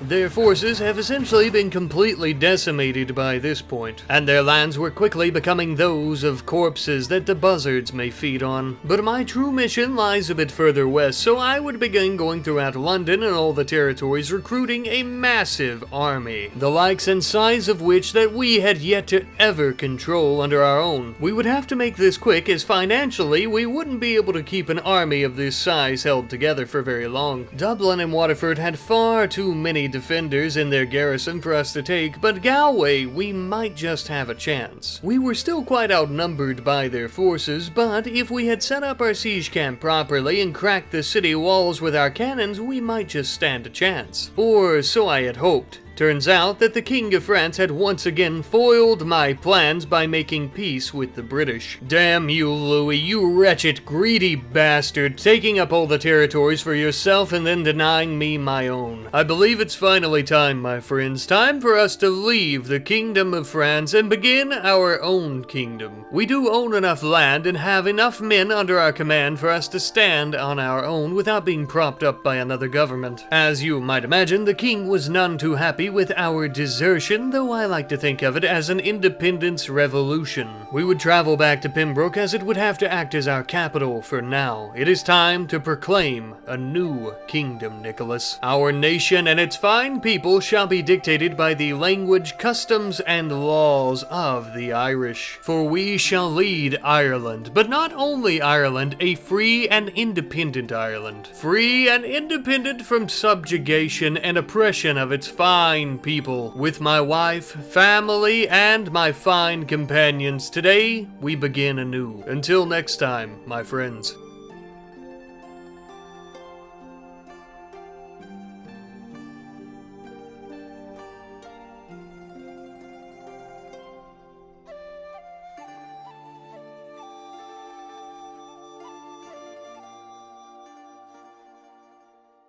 Well, hello there. Go ahead and take a seat, handsome. I'll be right with you. The last time I saw you, we had just conquered Wales as well as a fraction of Ireland, and we had also formed our very own independent Ireland as well, in something of a revolution against our French benefactors. Naturally, as one might imagine, they were none too pleased with us leaving and rebelling against them, and thus we are at war with them. That's not much of a problem though, as they currently still control our beautiful Tralee Castle, and we plan on taking it back. But first, since we are our very own nation now, it seems fitting that we would have a banner befitting a new nation. I wanted to do the Irish flag, but unfortunately I couldn't change the color of my banner background, so I just settled for an upgraded version. I also thought it best that we go ahead and ditch our blue French uniform and swap it out for more of an emerald lucky green. I would also purchase a heavy executioner's axe, putting away the double sword that was provided to us by King Louis. I have chosen this specific axe because for those who decide to stand in my way of liberating Ireland, I shall be their judge, jury, and executioner. First things first though, we're going to begin heading back to Ireland from Wales so that we may try to siege Tralee Castle. We still currently have the massive force that we had raised to take Galway last episode before our plans were ruined by the King of France. Ah, no matter, he won't be able to stop me this time. It's been a long time, Tralee Castle. I'm glad to see that you've been taken care of in my absence. Sad to think only a few short days ago we would have been fighting alongside these men, not against them. But things change quite quickly in this day and age, and if they're willing to stand against us, then they will fall to us. Riding in on horseback, I would lead my valiant brave soldiers against this castle once more, for what I truly hope is the final time. We would begin bringing both towers as well as our battering ram near the castle walls. We already severely outnumbered the castle's defenders, and with these multiple avenues of being able to get inside the walls, we should be able to easily take this fortification. And so we did. Before I even had a chance to kill a single defender inside the castle's walls, we had already defeated every single one of them. And victory was ours once more. Tralee Castle finally back in the hands of a true Irishman and a true Irish government. I would have the majority of our forces stay here at the castle to not only defend it, but this way as well I'm not having to pay so much for their upkeep as well as their food and travel expenses. Speaking of which, we would end up traveling to Galway and staying in a tavern for the night, not only to celebrate our great victory, but to also hear the public opinions of the populace. I believe these lands and cities are truly ripe for a rebellion. I would also end up hiring some light infantry troops for my spouse. For you see, I am going to give her a party of soldiers of her own. Since we're our own nation now, it only makes sense from a financial and logical standpoint. Good luck and Godspeed out there, my love. Now that she and Sven are keeping our Irish territory safe, I would begin making my way back to Wales. We had many a French force here trying to take over our lands, but we wouldn't allow that. Just call me the old head splitter, eh? And we would continue pushing our former allies away from our lands. We had eventually stumbled upon the party of Lord Louis Dubuisson. Sad to think that we had served together in so many battles, and yet here he is standing against me today. But I'm afraid I couldn't let anyone, not even my friends, stand in the way of my destiny. Especially not my friends, come to think of it. Wielding my mighty axe, I would execute many of Louis's men here on the battlefield today. I began to wonder, though, if maybe I should make an example out of Louis himself. Executing him perhaps would show the others that I'm not taking any mercy on them, regardless of whether or not we're friends. I would first speak with him, though, and ask him if he would disown his king and join us here. As to be expected, though, he would refuse. I had a choice now. Show the world that I am a ruthless, merciless warlord who will do whatever it takes to liberate his country or spare a friend. As his head hung in silence, waiting for my axe to come down upon it, I began to ponder about the oppression and subjugation that my people have faced this whole time. Am I really so far gone that I would act out the same cruelties to those who once called themselves my allies? No, I am better than this. I am better than that. We may be at war, yes, but we are simply enemies of circumstance. If we can continue defeating their armies in England and Wales, we can force the French to make peace with us without killing our friends. Besides, as we already know, taking them prisoner instead is much better for us financially. I will say, though, one of the best parts about being one of the largest French armies in England at the time when we decided to rebel means that there are hardly any other armies that can challenge us. Well, other than the large army of Marie Anne. She too, once an ally, made enemy through this war. No doubt she will not make this easy on us. Her troops were brave and they had gumption, but most concerning of all, they had experience. Her riflemen damn near made it impossible for me to get a shot in at them, so instead I would resort to my axe.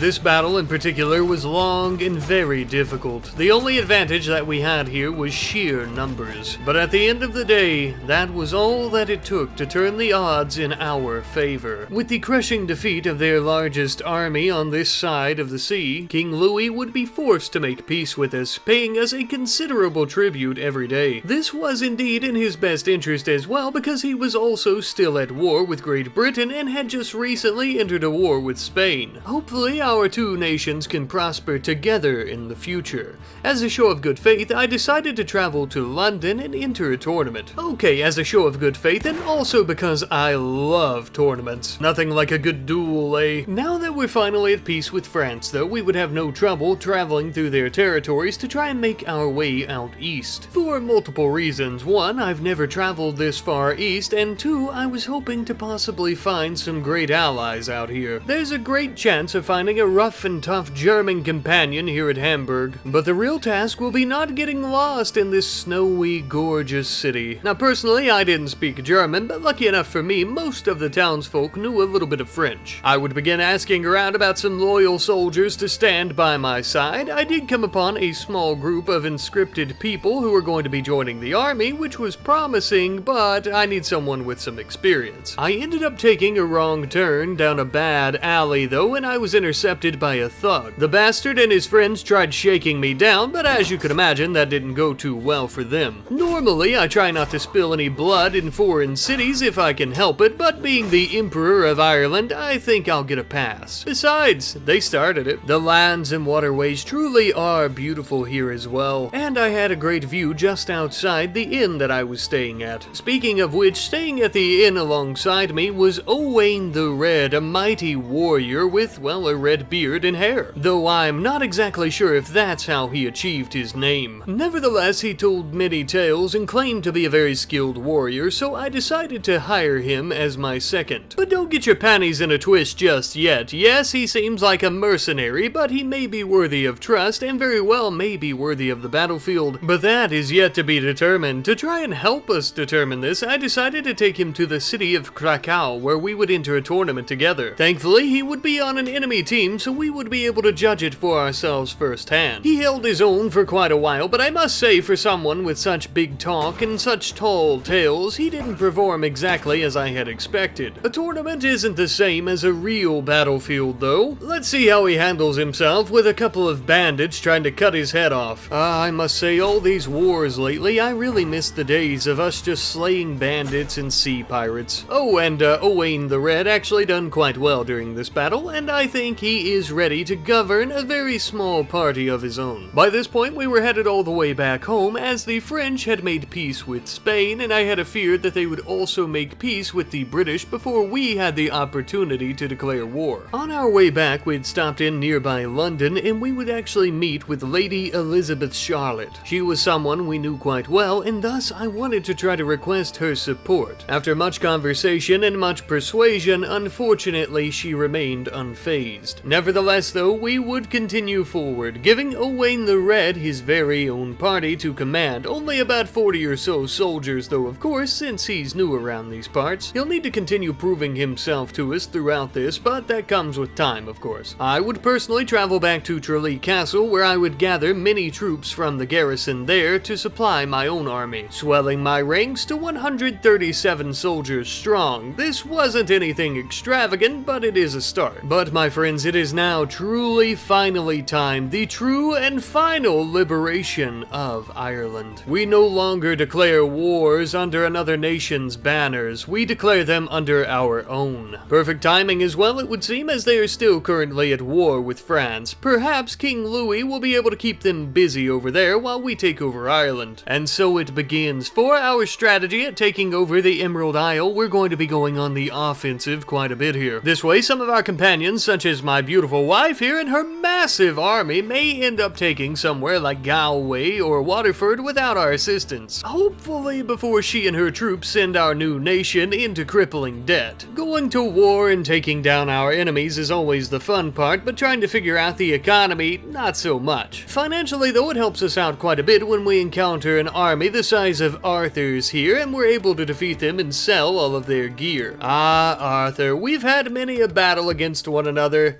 but this shall be our last. One way or another, our little feud ends here in this swampy place. Your men against my own, you homicidal fool. We had damn near identical numbers, but the terrain was in our favor. I had positioned my riflemen atop a hill facing down towards the swamp where Arthur's army lie. It wouldn't be long at all before we could see his horsemen riding up towards the hill. We began opening up an absolutely massive line of fire towards them, stretching over numerous amounts of these cliffs. Of course, though, I couldn't leave my men hanging. Every good general and or emperor gets his hands dirty in the battlefield. Many of Arthur's horsemen had fallen to my mighty axe already, so I had my riflemen move up in an aggressive formation. I would hang back with them for a time and fire at our enemies as well. The enemy army was dwindling down to a husk of what it was before. Those few enemy horsemen and riflemen that did remain alive had been easily overcome by our forces. And with that, my friends, we had finally won, leaving behind nothing more than a marsh full of enemy corpses. I'm afraid that Arthur wasn't near as lucky as his men who died there in that swamp, and he had survived the battle. I would indeed look to make an example of him, but before I decided to execute him, I wanted to give him one last chance to join us and our rebellion. I'm afraid, though, that after much conversation and multiple attempts to explain my side to him, he was unfazed. Poor Arthur, you have made a gargantuan mistake here today in your judgment. I would have expected more from a mighty warrior such as yourself, more sense from you at least. I'm sure your king appreciates your dedication and loyalty, Arthur, but it does nothing but hinder me. These games end here, as does your legacy.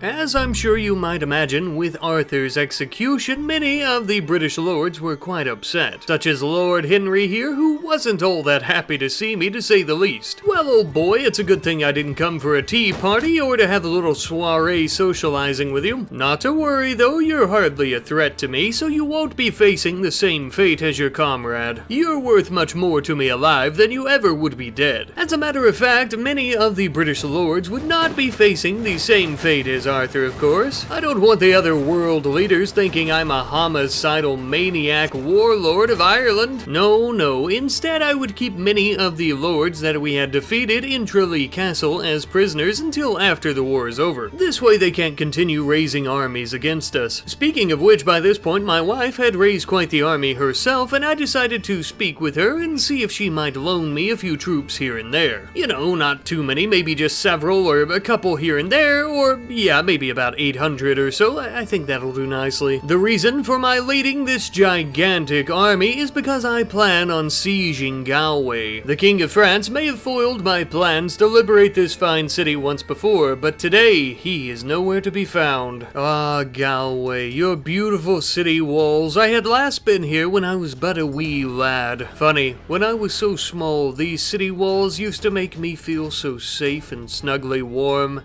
Now my enemies sit atop them. I am afraid to say that we hadn't managed to take out their artillery or crack the city walls with our cannons, so hopefully our siege towers, battering ram, and our manpower in general will be enough. I would personally help out our artillerymen to ensure that we're hitting the proper targets with our cannons. They seem to have things under control though, so I would begin pushing forward with the men, sniping many a rifleman atop these mighty towers. As the battle raged on, I realized that we had already lost both of our siege towers. The only hope now would be our battering ram. And truly hope was all we had, as our enemies were dug in deep. The task of rooting them all out of the city would be damn near impossible. But my faith was still strong, as it wouldn't be the first time we've pulled off a miracle. But it was time for us to break down these gates and break the chokehold that they had upon the city. Once we get those gates down, our infantrymen will be able to flood through the city, killing all the British within. A task that is much easier said than done, true, but one that we would attempt to accomplish nonetheless. I would stand by my men every step of the way, even the bloodbath that was within the corridor. We were packed in as tight as can be. My large axe was no use within these confines, so I would find a saber upon the ground, slashing many a man to his end.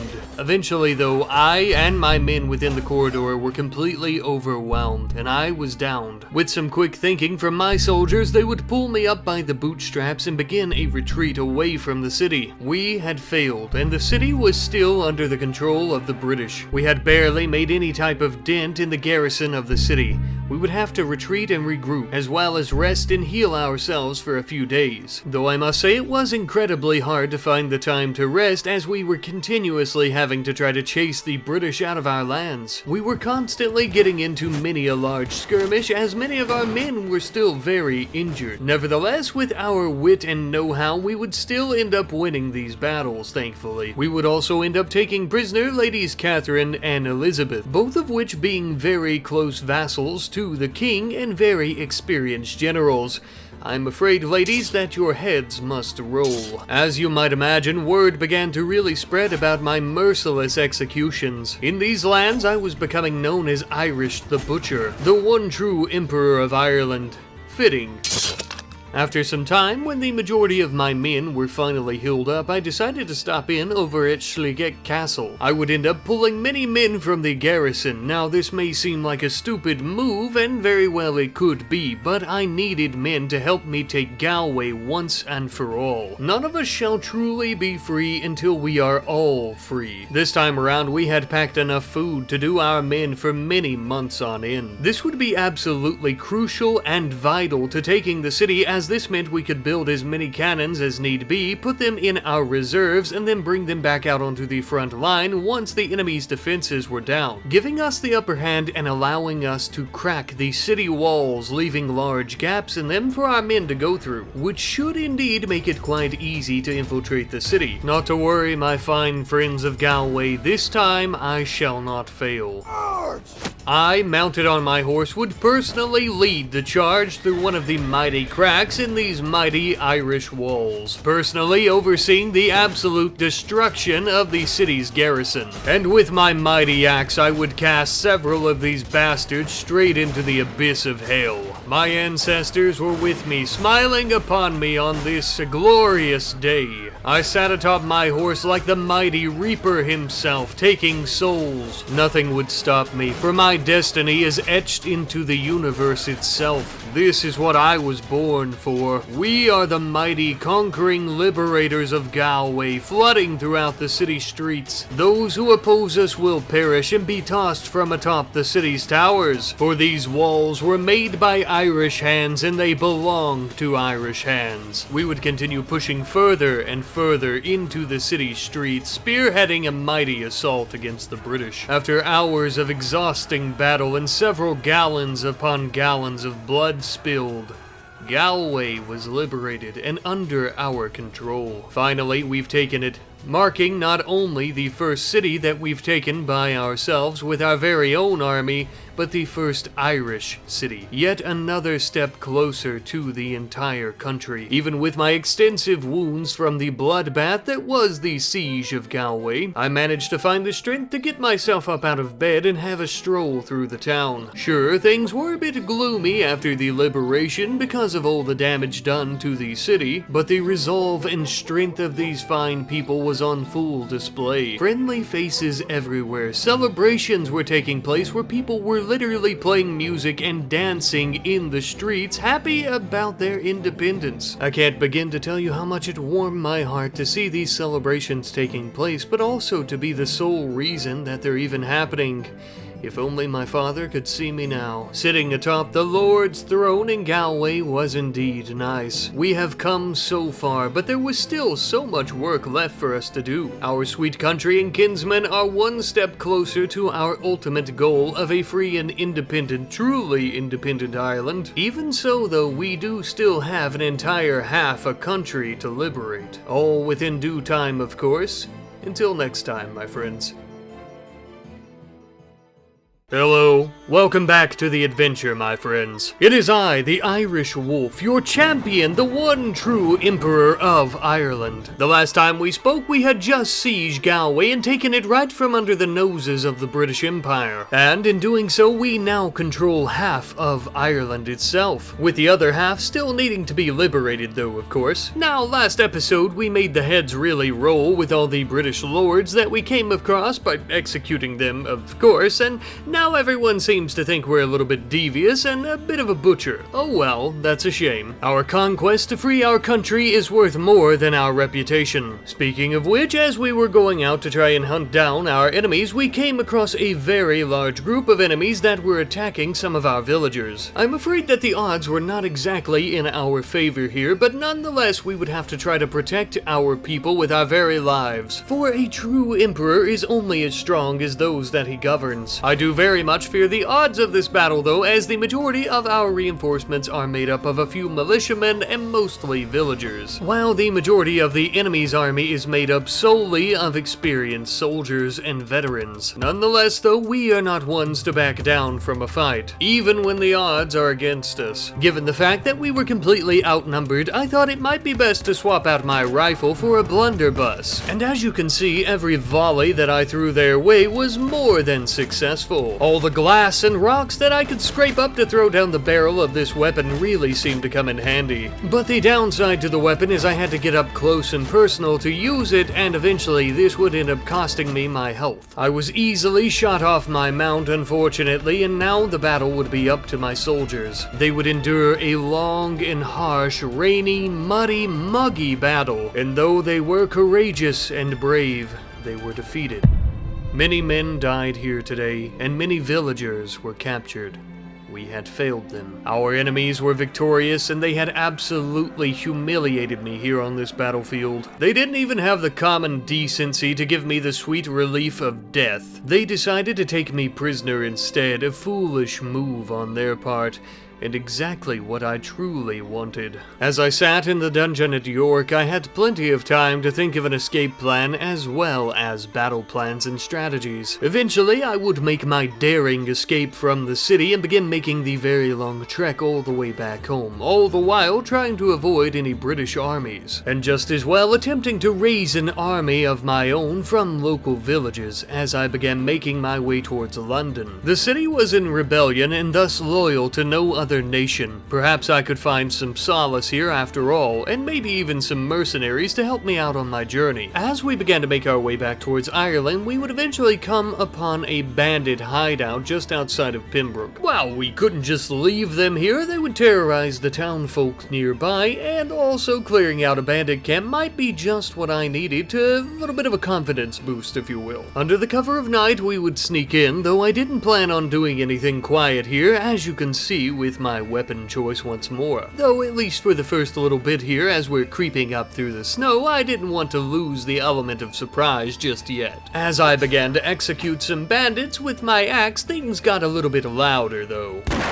Yes, nothing like some sloppy bandit murders to get the old blood pumping once more. Always makes me reminisce about the old days. Good times. Eventually, the bandit leader would come out and he wanted to challenge me to a duel, yada yada, you know how this part goes.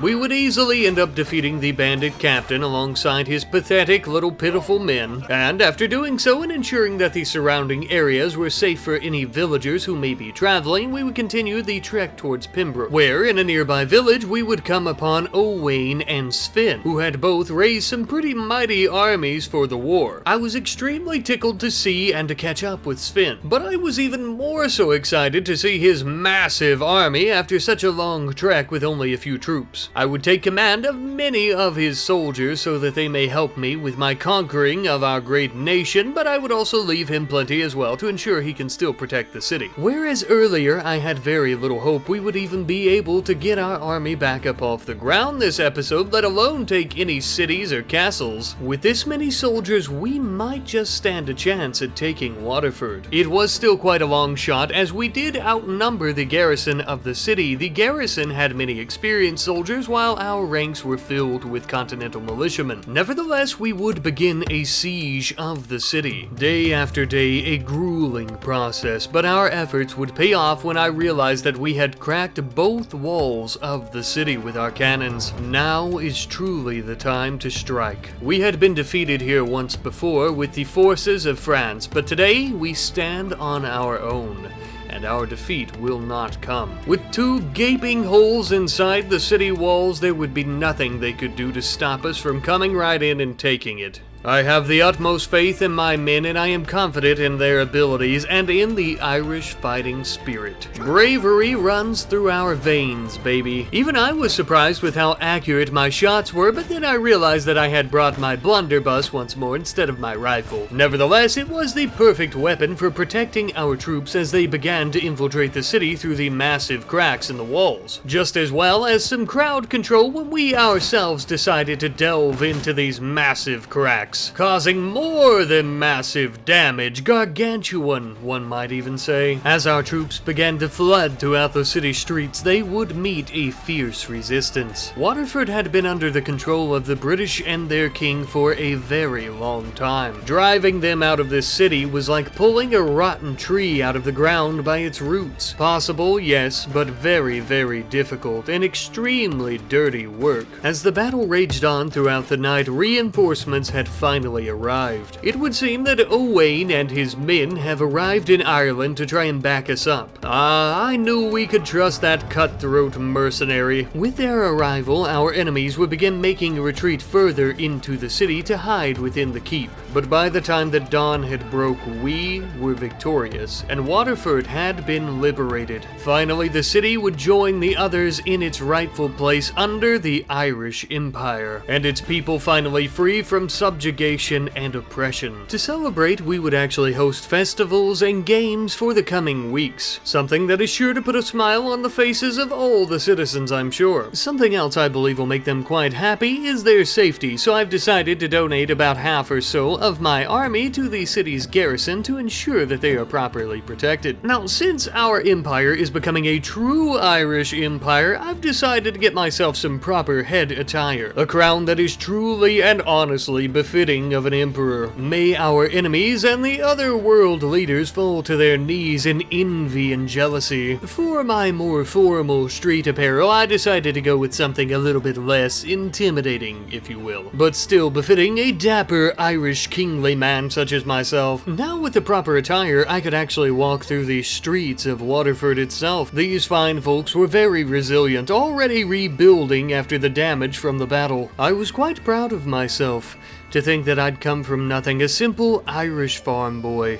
And look at me now, look at all that we've accomplished. I found the crown of Ireland in the gutter. I picked it up with my sword, and the people put it atop my head. Nevertheless, though, there is still much work to be done, as we have a significant portion of Ireland to continue liberating. We had better get busy, for liberty and freedom wait for no one. They must be taken, and take them we shall, as we drive our enemies away from our lands. I've begun to notice a bit of a problem with the British lords. Every time we kill one, they seem to put another back in their place. Obviously that does make sense, I'll say, but it makes it quite hard to keep them down. Nevertheless, the conquest must continue. Even if they are like a hydra, every time I cut off one head, two more grow back in its place. Whether it be the mercenaries that the British have began to hire to try and fend us off, or their actual lords themselves, like Heather here. Speaking of cutting off heads, they all believe me to be a butcher, but I see myself as a revolutionary. But I'll play the part for them. I'll be the monster they want to make me out to be. Let them whisper my name in fear down the city streets. Let them all know that in the tree lines, in the darkness, beyond the light of their villages and cities, the Irish wolf lurks. Each of my victories brings me great honor, and brings more fear to my enemies, especially those who have known of me for a long time, like Lord Lewis here. He and I, just as Arthur and I have shared many a battlefield together during my service to the French. But old boy, just as it was with Arthur, this shall be the last that we share together, I'm afraid. This time around, the victor takes all, and I had absolutely no intentions on losing this battle here today. Lewis, the absolute buffoon that he was, would have his riflemen in a very dense formation, making it quite easy for me to hit them all at once with my blunderbuss. Those unlucky enough to not have their torsos eviscerated by my scatter shot would be picked off by my mighty axe, and in the end, just as all that had came before, they too would fall. Ah, Lewis, your loyalty to your king is so admirable, and your service even more so. Perhaps now you can serve him as a guardian angel. A few days later, I had received word that my wife had raised quite the army here at Pembroke. I would stop in and check on the city, as well as the governor, Nicholas, of course, but I would also speak with my wife and take her into my party, along with her army itself. With our combined might, we would end up having an army of 320 men strong. Nothing to shrug off like it's, well, nothing, but not exactly what we were hoping for we had much bigger plans. Plans so big, in fact, that we would need to travel back to Ireland and recruit all of our armies into one gigantic force. We would eventually stumble upon Owain, who had an army of similar size, as well as Finn, who had an army of similar size as well. and with their two armies combined with our own, we had an absolutely gargantuan force. 1,220 Irish soldiers. An army of this size is sure to put us in crippling debt in terms of food and also in terms of our finances.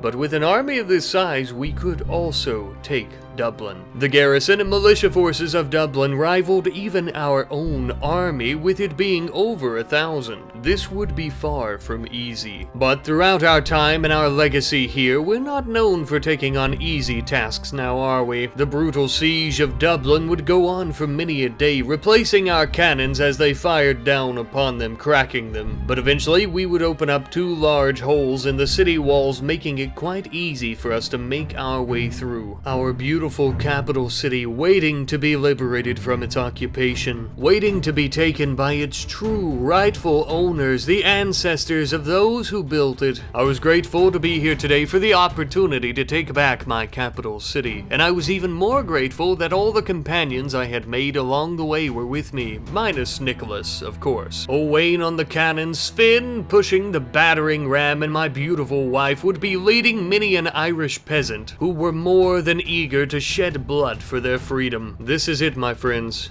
All that we've ever worked for, every road that we took, every battle that we were a part of, all the blood that we've shed, every single penny that we have spent, it all led to this. Everything that we've dreamed it would be.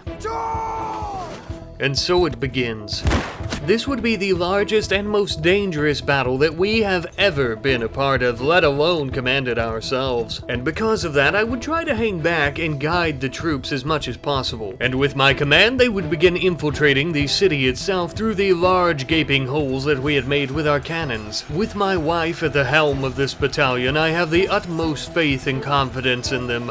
Godspeed, gentlemen. While assisting with commanding the troops, I came upon the noble named John, and he fell quite easily, though I would have to move away from the city walls quite swiftly as all of their riflemen were firing at me. As more and more of our troops began to pour into the front line, I would have to take command of them as my wife had already led her troops throughout the city. I would do my best to protect these men with all I had at my disposal. But as we began to enter the city, a cannon round exploded at my feet and knocked me unconscious. Even without my leadership on the battlefield, though, our brave men and women would continue pushing forward. My wife, Owain, and Sven would have to lead our troops for now. An easy but necessary task for them, of course.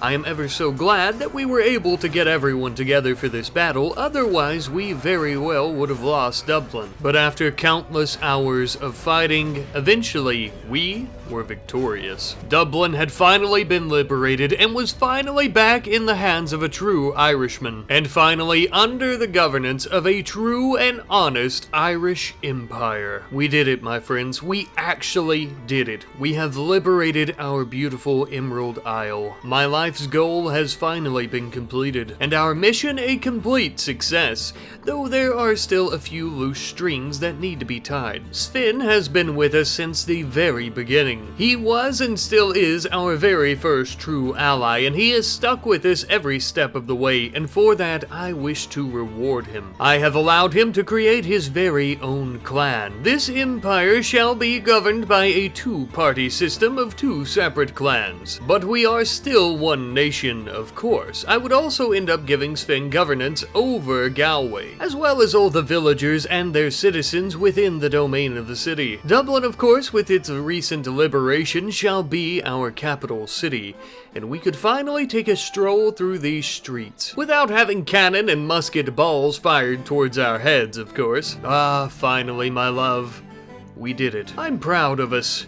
I'm proud of me. And you, of course. As I arrived in the city, peasants would quite literally begin to dance as I walked by, a form of flattery and appreciation, no doubt. To think that all of this could be accomplished by a simple Irish lad like myself, growing up in the countryside, I never thought this possible. But it turns out dreams really do come true, don't they? God, it feels good to be the emperor, especially over a free and newly liberated new nation. My ancestors are surely smiling down upon my tender head. Ah, yes indeed, we have truly done it. Wait a minute! We can't end it just yet, we're still at war! Sure, we took Ireland, but the battles aren't over. And besides, that monstrous King William has a laundry list of sins that he has to pay for. This ends when I have his head. I'm afraid that our little skirmish when liberating Dublin has left us a bit injured though, so we would need to stay here so that we and our troops may heal up a bit. Once my men and I were finally healed up enough to at least protect ourselves, we would begin making our way towards Scotland. Lucky for me, we won't have to search for King William for very long, as I know exactly where he lives. Oh, the big bad Irish wolf has come to your home that you built out of sticks and you've decided to bar the door, eh? We'll see about that. And so began our siege of the castle. I wish I could tell you that their defenses were strong, but we took them out with relative ease. My army would begin approaching the castle walls. We brought a battering ram, but I didn't feel like spending the time to build siege towers, so we simply brought some ladders along with us. I was just ever so eager to make my way within the castle, whether that be breaking down the door, climbing the ladders, or even burning it to the ground, whatever comes first. With my axe in hand, I would be lying to you if I said I weren't experiencing at least the tiniest bit of bloodlust during this time. My blood was pumping along with my adrenaline, and I believe I had finally transformed into the butchering monster that they all had made me out to be for so long. I could see the fear in their eyes as I cut them down, swaths of men all at once. When we take this castle, I'll make sure the Undertaker gets a fair raise. With as many bodies as we began piling up, he's definitely going to earn his keep. This was a brutal, bloody massacre of the British that were guarding this castle, all for their silly little king. All for nothing. And at the end of the day, we were victorious. Finally now, with the castle under our control, we began looking for William. Turns out the scurrying little rat had ran to the dungeon. Well, that's just perfect, I thought. He even saved us the trouble of having to put him down in there ourselves. Oh, running away from the light like a cockroach, are we, old friend? Let's get you out of there. What do you say? We'll take you out in the town square. Besides, we want to make sure that everyone has a damn good view of this. I bet you never thought you'd be here, eh? Quivering in your boots, soiling yourself, while an Irishman holds an axe high above your head? Don't worry, it'll be over soon. Down with the king. Long live the emperor.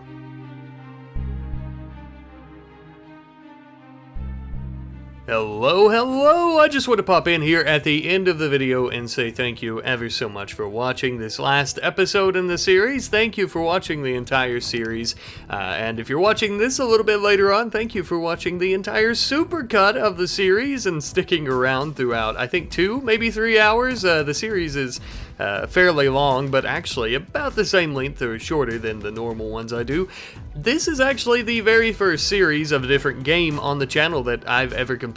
Something different than RimWorld. If you're new around here, you may not have known that, but if you're a longtime viewer, I'm sure that you probably do. I'm glad that everyone seemed to really enjoy Bannerlord. I'm really glad that you guys enjoyed this series and my storytelling throughout the series, my narration and everything. It's really been fun. It's really nice to switch it up a bit and do something a little bit different than RimWorld, and you know, I really enjoy that. Thank God I'm doing something a little bit different, right? I'd say some people get a little bit sick of RimWorld as well, it seems. So yeah, just glad to be out here entertaining and being able to do it with a few different types of games now. If you guys have any suggestions or anything, what you'd like to see me do, if you want to see me do another Bannerlord playthrough in the future, be sure to let me know. Be sure to like and all that great stuff as well. You know, of course, that helps out, and it also lets me know that you actually enjoy Bannerlord on the channel. Thinking I might try some Kenshi soon as well. I know I've got the game. I haven't actually played the game yet. I've watched other people play it, so I'm going to need a little bit of practice first, though. But yeah, once again, thank you guys for watching. I hope you guys have truly enjoyed, and I love you guys. I will see you next time. Goodbye.